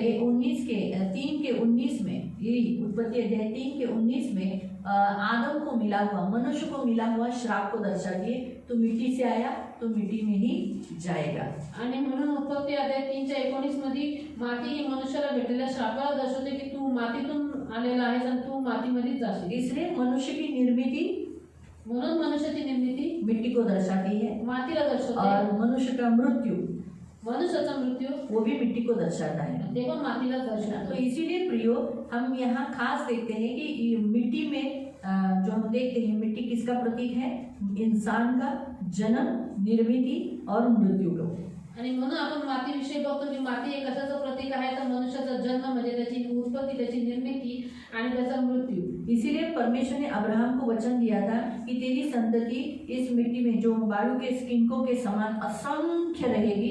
13 के 16 में पढ़ सकते हैं। आणि म्हणून उत्पत्ती अध्याय 13:16 मध्ये तुम्ही वाचू शकता की देवाने अब्राहमाला वचन दिलं की तुझी संतती या मातीच्या कणाने इतकी होईल, बहुत बड़ी आणि खूप मोठी है ना। और वैसी हुई भी आज, आणि आज तसं झालं अनगिनत हुई, आणि न मोजता येणारी एवढी आज संख्या झाली। अनगिनत इतनी संख्या बढ़ गई है। आणि न मोजता येणारी संख्या और आज अब्राहम की संतति को ही परमेश्वर संभाल रहा है। आणि आज अब्राहमाच्या वंशात देव सांभाळतोय। प्रियो, अपने पैर की मिट्टी झाड़ने को प्रभु ने कहा है, आणि पायाची माती झाडाला देवाने नहीं सांगितलं करा है। ये नवीन नवीन करारामध्ये। अगर तुम किसी गांव में गए जर तुम्ही कुठल्या गावात गेले, और उस गांव में जाने के बाद त्या गावात गेल्याच्या नंतर अगर किसी ने सुसमाचार नहीं सुना, जर कुणी सुवार्थ नाही ऐकली, विरोध किया, विरोध केला या आपको डांटा, या आपको तकलीफ दिया, या मारा, या अपमान किया, समजा तुम्हाला कोणी ओरडले, तुमचा अपमान केला, हाकलून तो दिलं, तुम क्या करना? उस गांव के बाहर आकर अपने पैर से क्या करना? मिट्टी को झाड़ देना। आणि तुम्ही त्या गावाच्या बाहेर येऊन त्याची जी धूळ आहे, माती आहे, ती तिथे झाडून टाका। तब उस जगह पर परमेश्वर का क्रोध आएगा, आणि त्या ठिकाणी देवाचा क्रोध येईल, है ना। तो उसको मिट्टी को झाड़ना, मिट्टी को फेंकना, मिट्टी को अपने पैर से झटकना, वो क्या है? परमेश्वर के सामने न्याय को लाया जाता है। वो गांव के ऊपर, उस नगर के लोगों के ऊपर परमेश्वर का क्रोध प्रकट होगा। आणि म्हणून मातीला फेकणं, मातीला पायाने झाडणं आणि आपले माती फेकून देणं, याचा अर्थ त्या नगरावरती, त्या गावावरती देवाचा न्याय येणं, देवाचा तो क्रोध येणं। परमेश्वर ये बात यहाँ बताता है, मिट्टी झाड़ने को भी यहाँ बताता है। आणि देव माती झाडून टाकणार पण इथं सांगतो। यहाँ तक कि प्रियो, सांप को जब श्राप दिया था तो उसे कहा था तुम मिट्टी खाएगा। आणि इथपर्यंत की सापाला ज्यावेळेस श्राप दिला त्यावेळेस देव त्याला म्हटलं होतं की तू माती खाशील है ना। तो इसीलिए प्रियो सांप मिट्टी खाता है। आणि म्हणून प्रियानं साप माती खातो और जो इंसान मिट्टी खाते हैं, जो भी औरतें आदमी मिट्टी खाते हैं, वो सांप के अंडर तले या शैतान के दावपेच के तले रहते, उनके दबाव के तले रहते हैं। आणि म्हणून जे पुरुष किंवा ज्या स्त्रिया माती खातात ते शैतानाच्या वर्चस्वाखाली असतात, सापाच्या वर्चस्वाखाली असतात।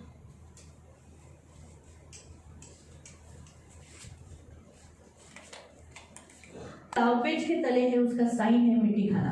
आणि शैतानाच्या वर्चस्वाखाली आहे त्याचं चिन्ह आहे माती खाणं। आज भी होता है, इवन हमारे चर्च में भी कुछ लोग हैं जो मिट्टी खाते हैं, आणि आपल्या मंडळीमध्ये पण खूप सारे लोक असे मिट्टी आहेत को जे खरीदी माती कर खातात। कर खाते हैं, ते माती विकत घेऊन खातात है ना। तो ये गलत है। वो शैतान का, सांप का अंडर है, अभी भी उनके ऊपर शैतान का अधिकार है, अभी भी वो शैतान के राज्य के तले है, इसका साइन है वो। आणि आताही त्यांच्यावरती शैतानाचं वर्चस्व आहे, त्याचा अधिकार आहे आणि अजूनही ते शैतानाच्या राज्यामध्ये यावं त्याचं चिन्ह आहे ते। और वो उन्होंने खुद वो अधिकार को तोड़ना चाहिए। आणि त्यांनी तो स्वतः अधिकार तोडला पाहिजे। उन्होंने प्रेयर करना चाहिए, फास्टिंग करना चाहिए, त्यांनी प्रार्थना केली पाहिजे, उपवास केला प्रभु पाहिजे। मैं मिट्टी खाता हूँ, मुझे बचाओ, प्रभू मी माती खातो, मला वाचवा, मुझे मिट्टी नहीं खाना है। मला माती नाही ये तो खायची। श्राप है, आणि हे तर हा तर श्राप आहे तो जो शैतान को आया है। जे शैतानावर आलेले लेकिन आहे। आज मैं शैतान के दावपेच के तले मैं भी मिट्टी खा रहा हूँ, आणि आज शैतानाच्या दावपेचा खाली मी पण माती खातो। मुझे माफ कर दो, मला क्षमा मुझे करा, छुटकारा दो। मला सुटकारा द्या। तो कभी भी देखो, जो लोग पीढ़ी पीढ़ी से उतरे हुए श्राप के तले भी आते हैं, उसके कारण भी आता है। कुछ लोगों ने खुद जाकर शैतान से वाचा बांधते हैं, करार करते हैं, तो उसके कुछ साइन भी रहते हैं, कुछ चिन्ह भी उनके शरीर पर आते हैं, जैसे मिट्टी खाना, या फिर उनके हाथ के ऊपर काला मार्क हो जाना, काला निशान हो जाना, या कुछ अलग रीति से उनके शरीर पर अलग अलग रीति से कोई साइन निकलना, तो वो भी दिखाया जाता है कि शैतान का अभी भी उसके ऊपर अधिकार है। आणि मग काय काय लोकांना हे अनुवंशिक आहे, वंशाकडून पूर्वजांकडून भेटलेला असतो माती खाणं, परंतु काय काय लोक जाऊन स्वतः शैतानाशी करार करतात आणि त्याचे वेगवेगळे चिन्ह पण त्याच्या शरीरावरती येतात, परंतु हे माती खाणं ते शैतानाच्या अजूनही वर्चस्वाखाली आहे हे दर्शवतो, है ना। तो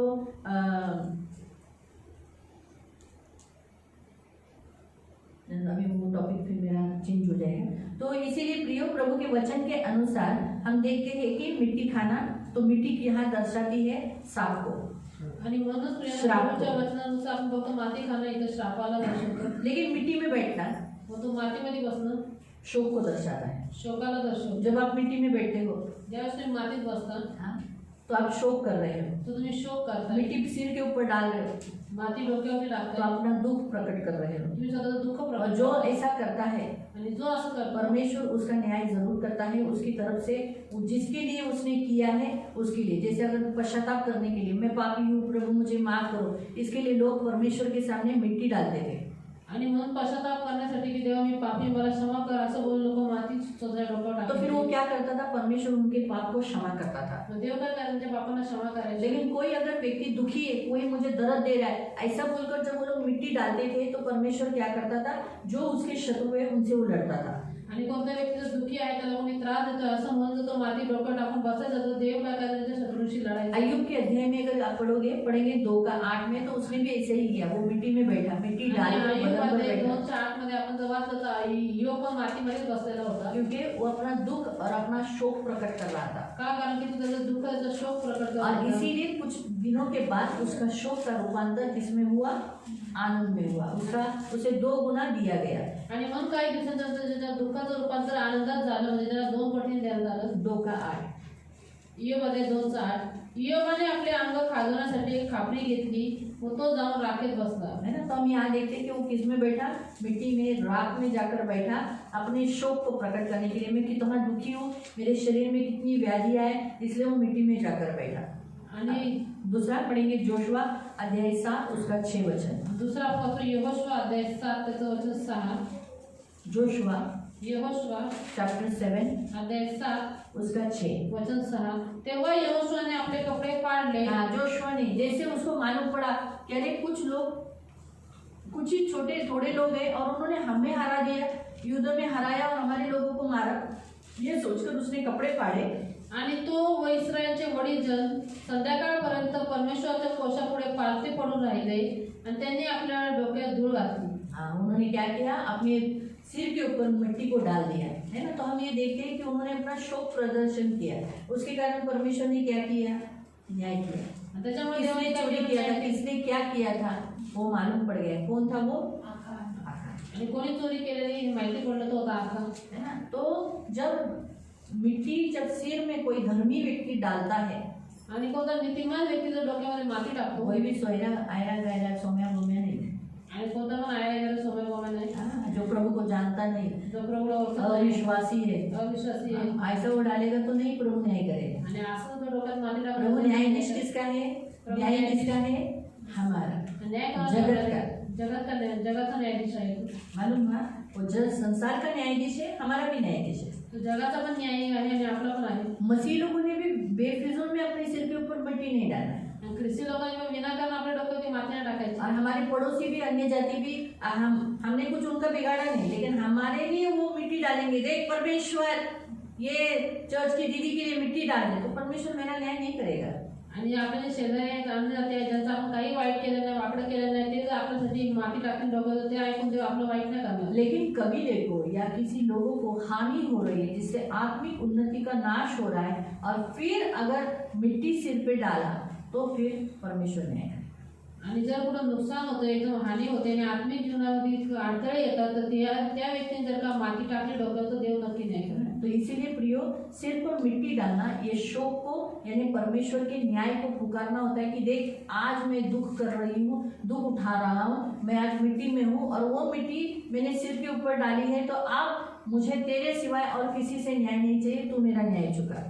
आणि म्हणून डोक्यावर माती टाकणं हे देवाच्या न्यायाला दर्शवतं। म्हणून जो माती टाकतो देवापर्यंत म्हणतो की बघ मी जे दुःख करतोय, शोक करतोय, मातीत बसलेलो आहे, तो मला फक्त न्याय तुझ्याकडून पाहिजे, अन्य कोणाकडूनही तो नाही। इसलिए प्रियो, प्रभु के वचन के अनुसार हम देखते हैं कि मिट्टी को झाड़ना यानी मिट्टी सिर में डालना ये शोक को, पश्चाताप को, परमेश्वर के न्याय को मानना बताते हैं। साथ में नम्रता का साइन है मिट्टी सिर पर लेना या मिट्टी में बैठना।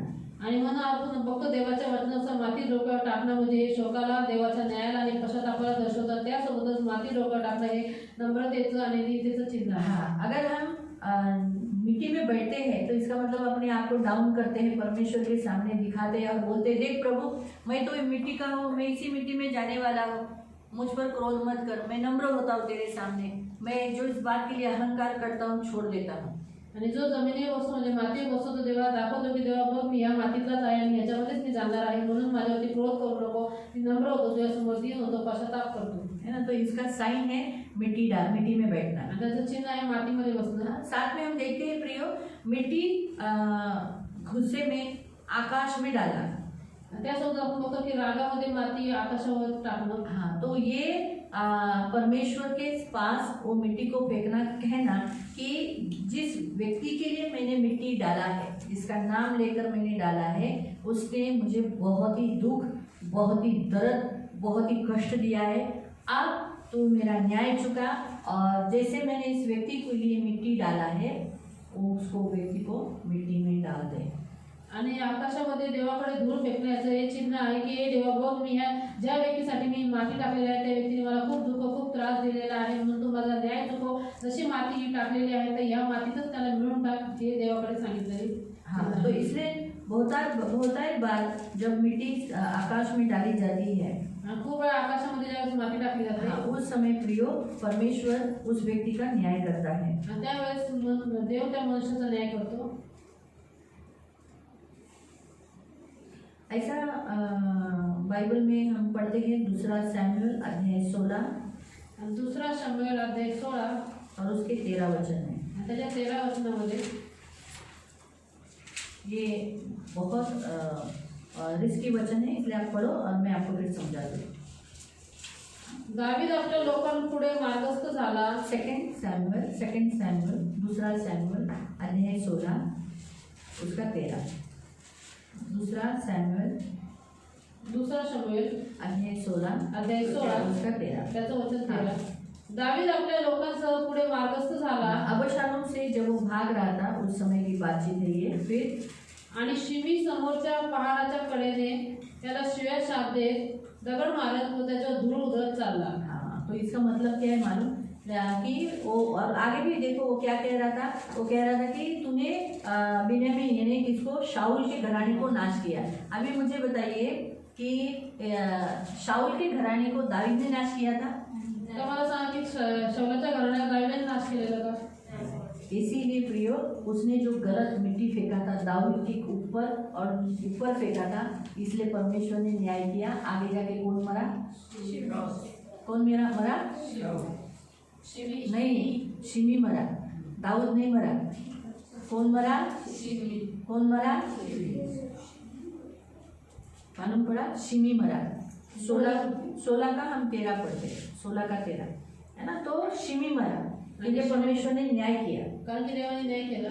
इसीलिए जब हम ऊपर आकाश में मिट्टी डालते हैं तो याद रखना है किसी भी लिए, या सोचो इसका मेरा झगड़ा हो गया आता विचार करा, हिचं माझं भांडण झालं और झगड़ा करते करते मैंने ये हो ही नहीं रहा है और मैं बहुत दुखी हो गई, बहुत दर्द हो गई और मैंने मिट्टी लिया और मैंने भले आकाश में नहीं डाला लेकिन मैंने इसके ऊपर डाला, वो भले ऊपर ही गया, इसके ऊपर गया, लेकिन उससे क्या हुआ, और मैं जो बोलूँगी ना और मैं निकल जाऊँगी, तो परमेश्वर हम दोनों के बीच में सच कौन है, सही कौन है, वो देखेगा। अगर सचमुच ये गलत है तो ये मरेगी, अगर मैं गलत हूँ तो मैं मरूंगी। आणि देव चेक करतो की लेकिन खरा कोण आहे, खोटा कोण आहे। सचमुच इसने ही किया है जर खरोखर हिनेच केलेलं तो आहे, मैंने डाली हुई मिट्टी क्या करेगा, इसका मेरा न्याय चुकाएगा और इस व्यक्ति को खत्म करेगा। आणि मी टाकलेली माती माझा न्याय चुकवून या व्यक्तीला संपूर्ण टाकेल। ना, इसीलिए पर यीशु मसीह को ये बात मालूम है, इसलिए उसने शिष्यों को कहा कि तुम क्या करो, अपनी मिट्टी धूल बिल उस नगर की झाड़ दो, क्योंकि तुम उसमें शामिल नहीं है। अभी तुम्हारा मेरा कोई रिश्ता नहीं, इसलिए तुम पर कोई भी विपत्ति आएगी, मेरा प्राण इसके लिए मैंने जोखिम में नहीं, क्योंकि मैंने तो तुम्हें गॉस्पेल दिया था, तुमने ही नहीं स्वीकार किया। आणि ही गोष्ट परमेश्वराला माहिती होती, म्हणून त्या शिष्याला सांगितलं की तुम्ही त्या नगराची धूळ पण झाडून टाका का, कारण की आम्ही तुमच्या या पापामध्ये शामिल नाही होत, तुमच्या जे काही विपत्ती संकट येईल त्याचा न्याय तुमच्यावरच असणार, कारण की आम्ही तर तुम्हाला स्वार्थ तो सांगितलं। किसी इंसान के ऊपर मिट्टी फेंकना या आकाश में मिट्टी फेंकना ये तिरस्कार का लक्षण है, गुस्से का प्रतीक है।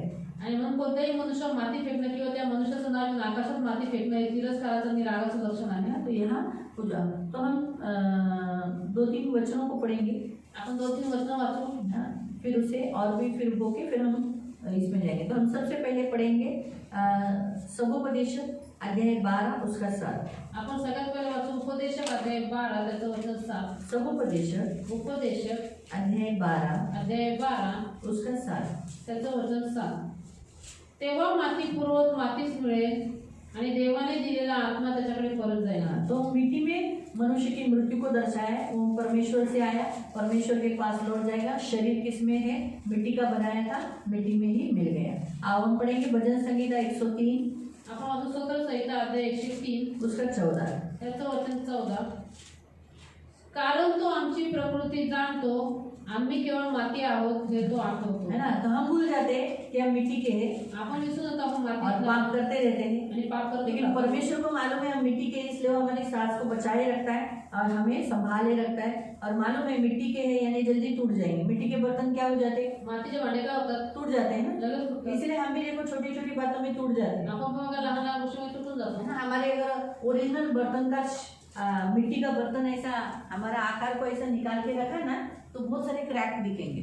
आणि जर आपल्यामध्ये मातीचं भांडं असं काढून ठेवलं तर खूप सारे त्याला दरार दिसली। हाँ, तो ये तो अच्छा है कि प्रभु उस घावों को भर देता है, उन क्रैक को भर देता है। आणि प्रभूची स्तुती असो की प्रभू ते सगळे गाव त्या सगळ्या भेगा तो भरतो। हम भूल गए हम मिट्टी के हैं, लेकिन परमेश्वर भूला नहीं कि हम मिट्टी के हैं। आओ वापस हम सगोपदेशक में जाएंगे, सॉरी आगे पीछे करवाया, तो 3 अध्याय में जाएंगे आणि आपण उपदेशक अध्याय 3 मध्ये जाऊ और उसके 20 वचन में पढ़ेंगे। त्याच्या 20 वचनामध्ये आपण वाचू।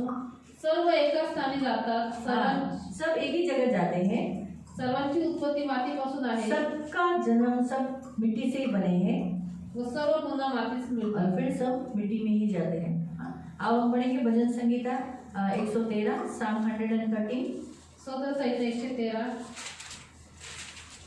उसका 7। त्याचं वचन 7। तो कंगाला धुळीतून उठवतो, हाँ, हमारा परमेश्वर कंगाल को मिट्टी में से उठाता है।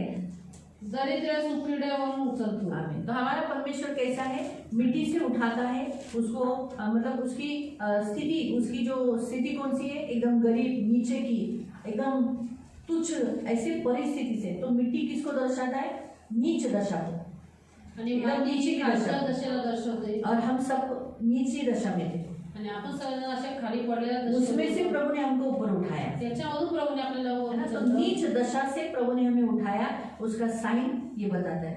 भजन संगीता में ही है, तो साम 72 में जाएंगे। आपण स्तोत्र संहिता 72 मध्ये जाऊ. साम 72 स्तोत्र संहिता 72 उसका 9। त्याचं वचन 9. अरण्याचे रहिवासी त्याला नमन करो, त्याच्या वैरी धूळ चालवो. हाँ, क्या लिखा है प्रियो? लिखा है कि उसके सामने जंगल के रहने वाले घुटने टेकेंगे, और लेकिन उसके शत्रु क्या हो जाएंगे? धर्मी राजा के सारे शत्रु क्या हो जाएंगे? मिट्टी चाटेंगे। तो मिट्टी चाटना ये क्या है? पराभव, हारा हुआ लक्षण है आणि म्हणून धूळ चाटणं हे पराभवाचं आणि हारल्याचं लक्षण है आहे. ना। इसलिए शैतान मिट्टी खाता है, चाटता है, क्यों? क्योंकि वो हारा हुआ है। म्हणून शैतान माती खातो किंवा ती चाटतो इसलिए का? आणि तो हारलेला आहे. कभी मिट्टी नहीं खाना है, म्हणून आपण कधीच माती नाही ना खायची, मिट्टी चाटना है। ना माती चाटायची. इसीलिए लोग क्यों बोलते हैं हाथ धो के खाना खाओ? म्हणून लोक का म्हणतात हात धुवून जेवा? इसलिए क्योंकि हाथ को मिट्टी लगी रहती है। का? कारण की हाताला माती लागलेली कभी असते. कभी कोई कोई लोग क्या बोलते हैं, आओ आपण मातीचा आहोत, मातीतच खेळणार, मातीतच जाणार आहोत। हाँ, जाने वाले, लेकिन अभी गए नहीं ना, नहीं ना, फिर क्यों मिट्टी में खेलना? क्यों फिर हम बच्चों को मिट्टी में जाने देना? क्यों मिट्टी से हम जम्स और पोड़िया उत्पन्न कराना? आणि आपण आता जिवंत आहोत, मातीत गेलेलो नाही तर कशाला मातीमध्ये जाऊन खेळायचं? त्या मातीमध्ये घेऊन पोळणं पाणी त्यात फोडं इसीलिए याद करायचं. रखो, तो हम खाना खाने से पहले मुंह हाथ पाँव क्यों धोते, पैर को क्यों धोते? क्योंकि पैर को भी मिट्टी लगी रहती है। आणि आपण जेवायच्या पहिले तोंड हात किंवा पाय का धुतो? कारण की पायाला पण माती लागलेली असते. तो इसीलिए प्रियो, मिट्टी चाटने का लक्षण, मिट्टी चाटने का लक्षण शत्रु का हारने का है। आणि धूळ चाटण्याचं लक्षण आहे म्हणजे शत्रूचे पराभव. इस वचन को अपने लिए प्रोक्लेम कर सकते हैं, कैसे? आणि तुम्ही हे वचन तुमच्यासाठी घोषित करू शकता कसं? आपके जो भी शत्रु है, तुमचे जे काही शत्रू कहना आहेत, है प्रभु मेरे शत्रु, मैं तो धर्मी हूँ, तो मेरे सारे शत्रु मिट्टी चाटेंगे। आणि माझे प्रभू मी तर नीतिमान आहे, माझ्या सगळ्या शत्रूंना मैदानातील धूळ चाटणार. जिनके पति दारू पीते हैं, आप बोल सकते हैं मेरे पति के मेरा पति का जो द्वारा शत्रु जो है दारू का आत्मा, वो क्या करेगा? मिट्टी चाटेगा। आज के बाद वो कभी मेरे पति को छुएगा नहीं, दारू पिलाएगा नहीं। आणि तुमचा नवरा दारू पीत असून तुम्ही बोलू शकता की माझा जो शत्रू आहे, माझ्या नवऱ्याच्या द्वारे मला त्रास देतो, दारूचा आत्मा तो माती चाटतो, कधी माझ्या नवऱ्याला स्पर्श करणार नाही. आज के बाद वो कभी मेरे पति को दारू नहीं पिलाएगा। आणि आजपासून तुम्हाला नवऱ्या कधी दारू पाजणार इस नाही. रीति से आपको बोलना है, या पद्धतीने तुम्हाला बोलायचे है ना। तो आप अपने शत्रु के लिए सब ये वचन प्रोक्लेम कर सकते हैं, तो शत्रु क्या हो जाएंगे? हार जाएंगे। आणि तुमच्या शत्रूसाठी तुम्ही वचन घोषित करू शकता, शत्रू हारतील. हाँ, तो प्रियो, हम यहाँ आपको मालूम पड़ गया मिट्टी का अर्थ। आणि तुम्हाला माहिती पडेल मातीचा. अभी हम हमारे वचन में जाएंगे, आता यूहन्ना अपना- अध्याय में 8 में। योहानाच्या 8 मध्ये आपण जाऊ. अब हम देखते हैं कि यहाँ जो यीशु मसीह मिट्टी में लिख रहा है आणि आता आपण इथं बघतो की प्रभू येशू मातीमध्ये लिहितोय अपनी उंगली से, स्वतःच्या बोटाने. है ना। तो उंगली से उसके हाथों की ही रचना हम है, तर त्याच्या हाताचीच आपण रचना आहोत. यीशु ने ही हमें बनाया है। प्रभू येशूनेच आपल्याला बनवलं. और जिस परमेश्वर ने हमें बनाया, उसी परमेश्वर के पास एक स्त्री को लाया, हाँ, जबकि पुरुष को छोड़ दिया गया। बाइबल में लिखा था, लेवी में लिखा है, व्यवस्था विवरण में लिखा है, जब व्यभिचार में पकड़ा जाए तो दोनों को पथरवा करना चाहिए, लेकिन पुरुष को छोड़ दिया गया और स्त्री को लाया गया। आणि ज्या प्रभू येशूने मनुष्याला बनवलं त्याच्याकडेच ते लोक त्या स्त्रीला घेऊन आले आणि त्यांनी लेवी अध्याय आणि अनुवादमध्ये लिहिलेलं आहे की जे व्यभिचार करतील त्या स्त्री आणि पुरुष दोघांना दगडमार करायचा आहे, तर त्या लोकांनी पुरुषाला सोडून दिला, मग तो स्त्रीला घेऊन आला. हाँ, ये सबसे बड़ी गलती की थी। आणि ही सगळ्यात मोठी चूक त्या तो लोकांनी परमेश्वर केली. यीशु मसीह मिट्टी में लिख रहा था, और उन सब इंसानों को जो उस पर इल्जाम लगा रहे थे, दोष लगा रहे थे, वो उन्हें बता रहा था कि तुम्हारा भी समय निकट है, तुम भी मिट्टी के बने हुए हो, तुम मिट्टी की रचना हो, एक दिन तुम भी मिट्टी में जाओगे। अगर तुम आज इसे पथरवा करके मारोगे तो तुम्हारा भी न्याय होगा, तुम भी जल्दी मारे जाओगे, क्योंकि तुम्हारा भी इसी मिट्टी में जाना है। क्योंकि वो लोग ने क्या किया होता, वो पत्थर लिए होते, पत्थर मार के उस मिट्टी में उसे गिरा देते ना, लेकिन वही मिट्टी में ये लोग भी जाने वाले थे। वो उन्हें याद दिला रहा था लिखकर कि एक दिन तुम भी मिट्टी में ही जाने वाले हो, आणि म्हणून भूलो मत। तो जिस स्त्री को तुम मार रहे हो, मारने के लिए लाए हो, इसके मरने के बाद तुम्हारा भी मृत्यु है। आणि म्हणून प्रभू येशू ते माती लेप जायचं चिन्ह होतं, त्या लोकांचं सांगू इच्छित होता, चेतावणी देत होता की ज्या स्त्रीला तुम्ही आज पकडून आणलेला आहे, मारून टाकण्यासाठी दगडा आणलेले आहेत, पण तू लक्षात ठेवा जशी ती या मातीत जाणार आहे तसा तुमचा पण अंत या मातीतच जाणार आहे. इसीलिए प्रियो बाइबल हमें यीशु मसीह के बारे में बताता है कि यीशु मिट्टी से नहीं आया। आणि म्हणून बायबल आपल्याला विशेष करून सांगते की प्रभू येशू मातीतून नाही पहला आला. करंथियों की पुस्तक 15वां अध्याय 47। आणि पहिले करंथीकरास पत्र अध्याय 15 त्याचं वचन 47 फर्स्ट कोरिंथियन चैप्टर 15 47। आणि पहिले करंथीकरास पत्र अध्याय 15 त्याचं वचन 47 पहिला मनुष्य भूमीतून म्हणजे मातीचा आहे. पहला इंसान मिट्टी से है, इसलिए हम सब मिट्टी के हैं। फिर दुसरा मनुष्य दूसरा इंसान म्हणजे प्रभू यीशु, वहाँ बताया है कौन है वो व्यक्ति, ऐसा कोई भी सोम्या मोम्या नहीं, वहाँ वो कौन है प्रभु यीशु, वो बताया है स्वर्गातून आहे. वो स्वर्ग से है, वो स्वर्गीय है, मिट्टी का नहीं है। फिर आगे का, तो जसा मातीचा होता हाँ, जैसे आदम मिट्टी का था तसे जे मातीचे हम तेही आहे. सब मिट्टी के ही हैं। फिर आणि तो स्वर्गातला जसा यीशु आहे जैसा स्वर्गीय है, तसे जे स्वर्गातले तो वैसे हम भी सबके क्या होने चाहिए, अभी आत्मिक हो गए ना, अभी हम मिट्टी के हैं क्या, अभी हम भी स्वर्गीय नए जन्म लिया ना, आत्मा में जन्म लिया ना।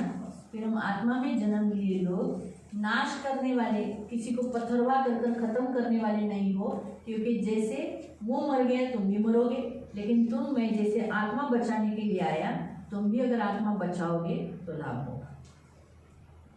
यीशु ने मिट्टी में लिखना अपनी उंगली से, वो बता रहा था कि तुम भी मिट्टी हो और मेरे ही हाथों की रचना हो।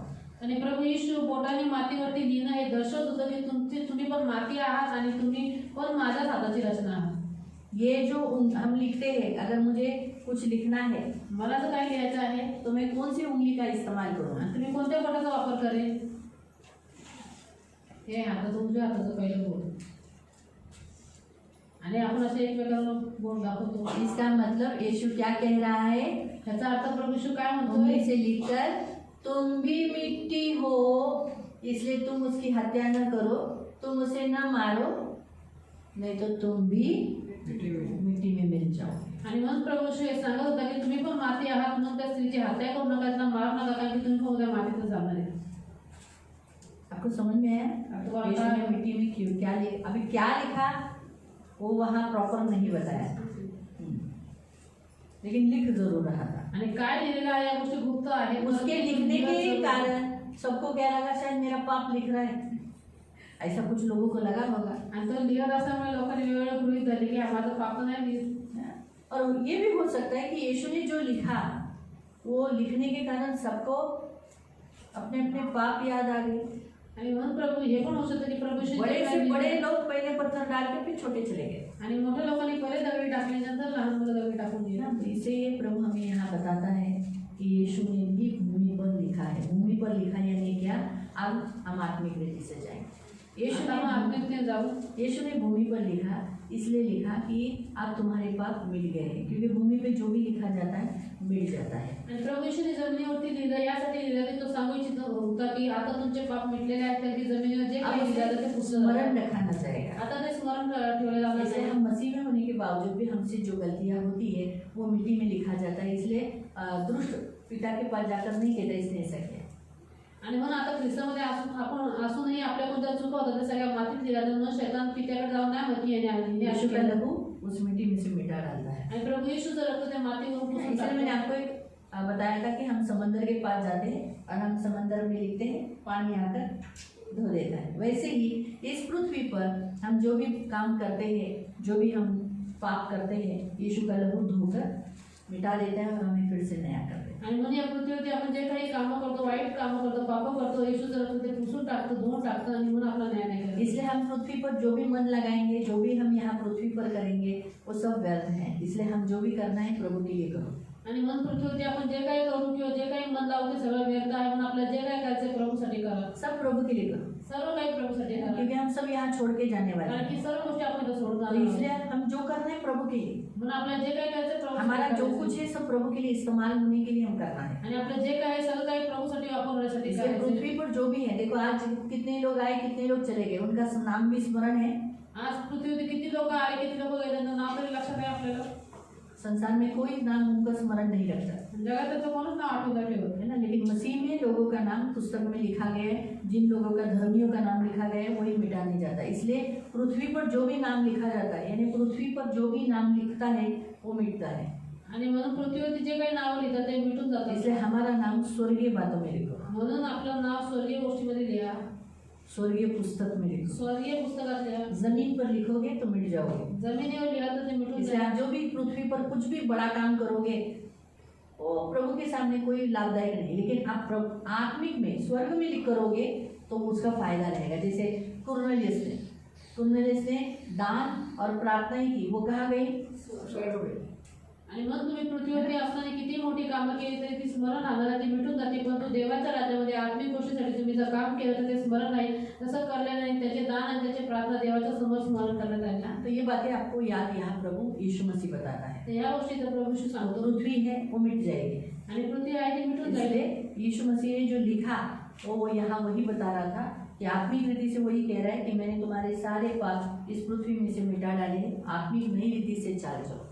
आणि म्हणून प्रभू यीशु म्हणतो पृथ्वी जे काही लिहिलंय ते मिटून जाईल, म्हणून आत्मिक रीती प्रभू सांगतो मी जे काही त्यांचे पाप आहे ते उस मिटून स्त्री से कहा, म्हणून नवीन किसी ने चाल दंड नहीं चाल. दिया, मैं भी मुझे दंड नहीं दूंगा। बोलो। फिर से पाप, तो बोझ दिया मैंने तुम्हारा, फिर वापस उधर कुछ मत और करो।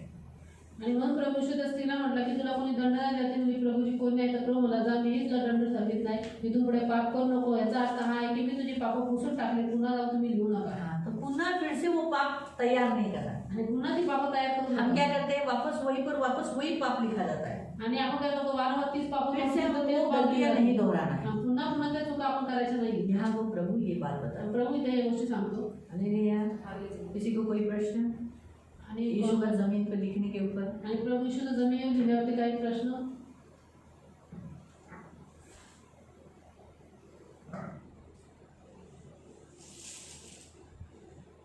कुछ नहीं तुमको? नहीं, बाद में अंदर आके प्रश्न पूछिए। ते लिहिलेलं म्हणजे जे फर्स्ट जे लिहिलेलं देवाने ती आज्ञा होती आणि दुसरं जे न्याय है। दुसरा न्याय मग परमेश्वराने मी जे लिहिलं असेल मैंने मोस्टली हम क्या करते हैं, हमें ऐसा लगता है कि मैंने कोई गलत काम नहीं किया, मैं चर्च आया, मैं लेट आया, कोई बात नहीं, लेकिन मैं कोई पाप नहीं किया। नहीं, शब्द दिन का चालू है, अब इसका नहीं चालू है।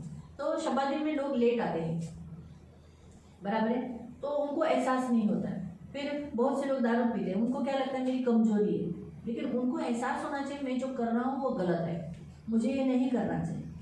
वो कबूल ही नहीं करते, बोलते प्रभु मेरा हाथ पैर कांपा इसलिए मैं किया, लेकिन हाँ मैंने गलत किया प्रभु, मुझे ऐसा कबूल करना चाहिए। हाँ मैंने चोरी किया प्रभु, ये एहसास होना चाहिए कि मैंने ये गलत किया है। गलत लोगों एहसास ही नहीं होता सिर्फ, तो फिर कबूल ही नहीं करेंगे तो बराबर ना। तो इसलिए प्रियो आज प्रभु हमसे ये कहता है वही पाप क्षमा हो गए, वही पाप पोछे जाएंगे जिसको हमने कबूल किया है। अगर हम कबूल नहीं करेंगे तो पाप ये नहीं होगा, पोछा नहीं जाएगा। हालेलुया। प्रार्थना करेंगे। पवित्र पवित्र करुणा में प्रेमी पिता प्रभु यीशु के नाम से प्रभु हम आपके सामने आते मेरे मन पवित्र सेनाधीश पिता, राजाओं के राजा, उद्धार देने वाले पवित्र पिता, तू कितना अच्छा और भला प्रभु है। आपके जैसा कोई भी नहीं प्रभु, ना कोई था ना कोई है और ना ही कोई होगा। आपने बड़ी दया करुणा करके प्रभु मेरे महान पवित्र पिता आज हमें सिखाया कि यीशु मसीह आपने पृथ्वी पर लिखा कि तू मिट्टी है और तू मिट्टी में जाएगा, इसीलिए किसी दूसरे मिट्टी में जाने वाले व्यक्ति पर का न्याय मत कर। तो प्रभु हमें किसी का भी न्याय करने का अधिकार नहीं दिया है, तो वो अधिकार यीशु मसीह का है, परमेश्वर का है। इसलिए मेरे प्यारे पिता, अब्बा, राजाओं के राजा, तूने हमारे सारे पापों को पोंछ दिया है, धो दिया है, तो हमें एक नया चाल चलने के लिए मदद करना। हम मिट्टी है ये बात हम भूले नहीं प्रभु। अब हम पवित्र आत्मा में नए सिरे से जिए हुए लोग हैं, तो हम आत्मा में चलने के लिए मदद यीशु के नाम से आमीन। Praise the Lord.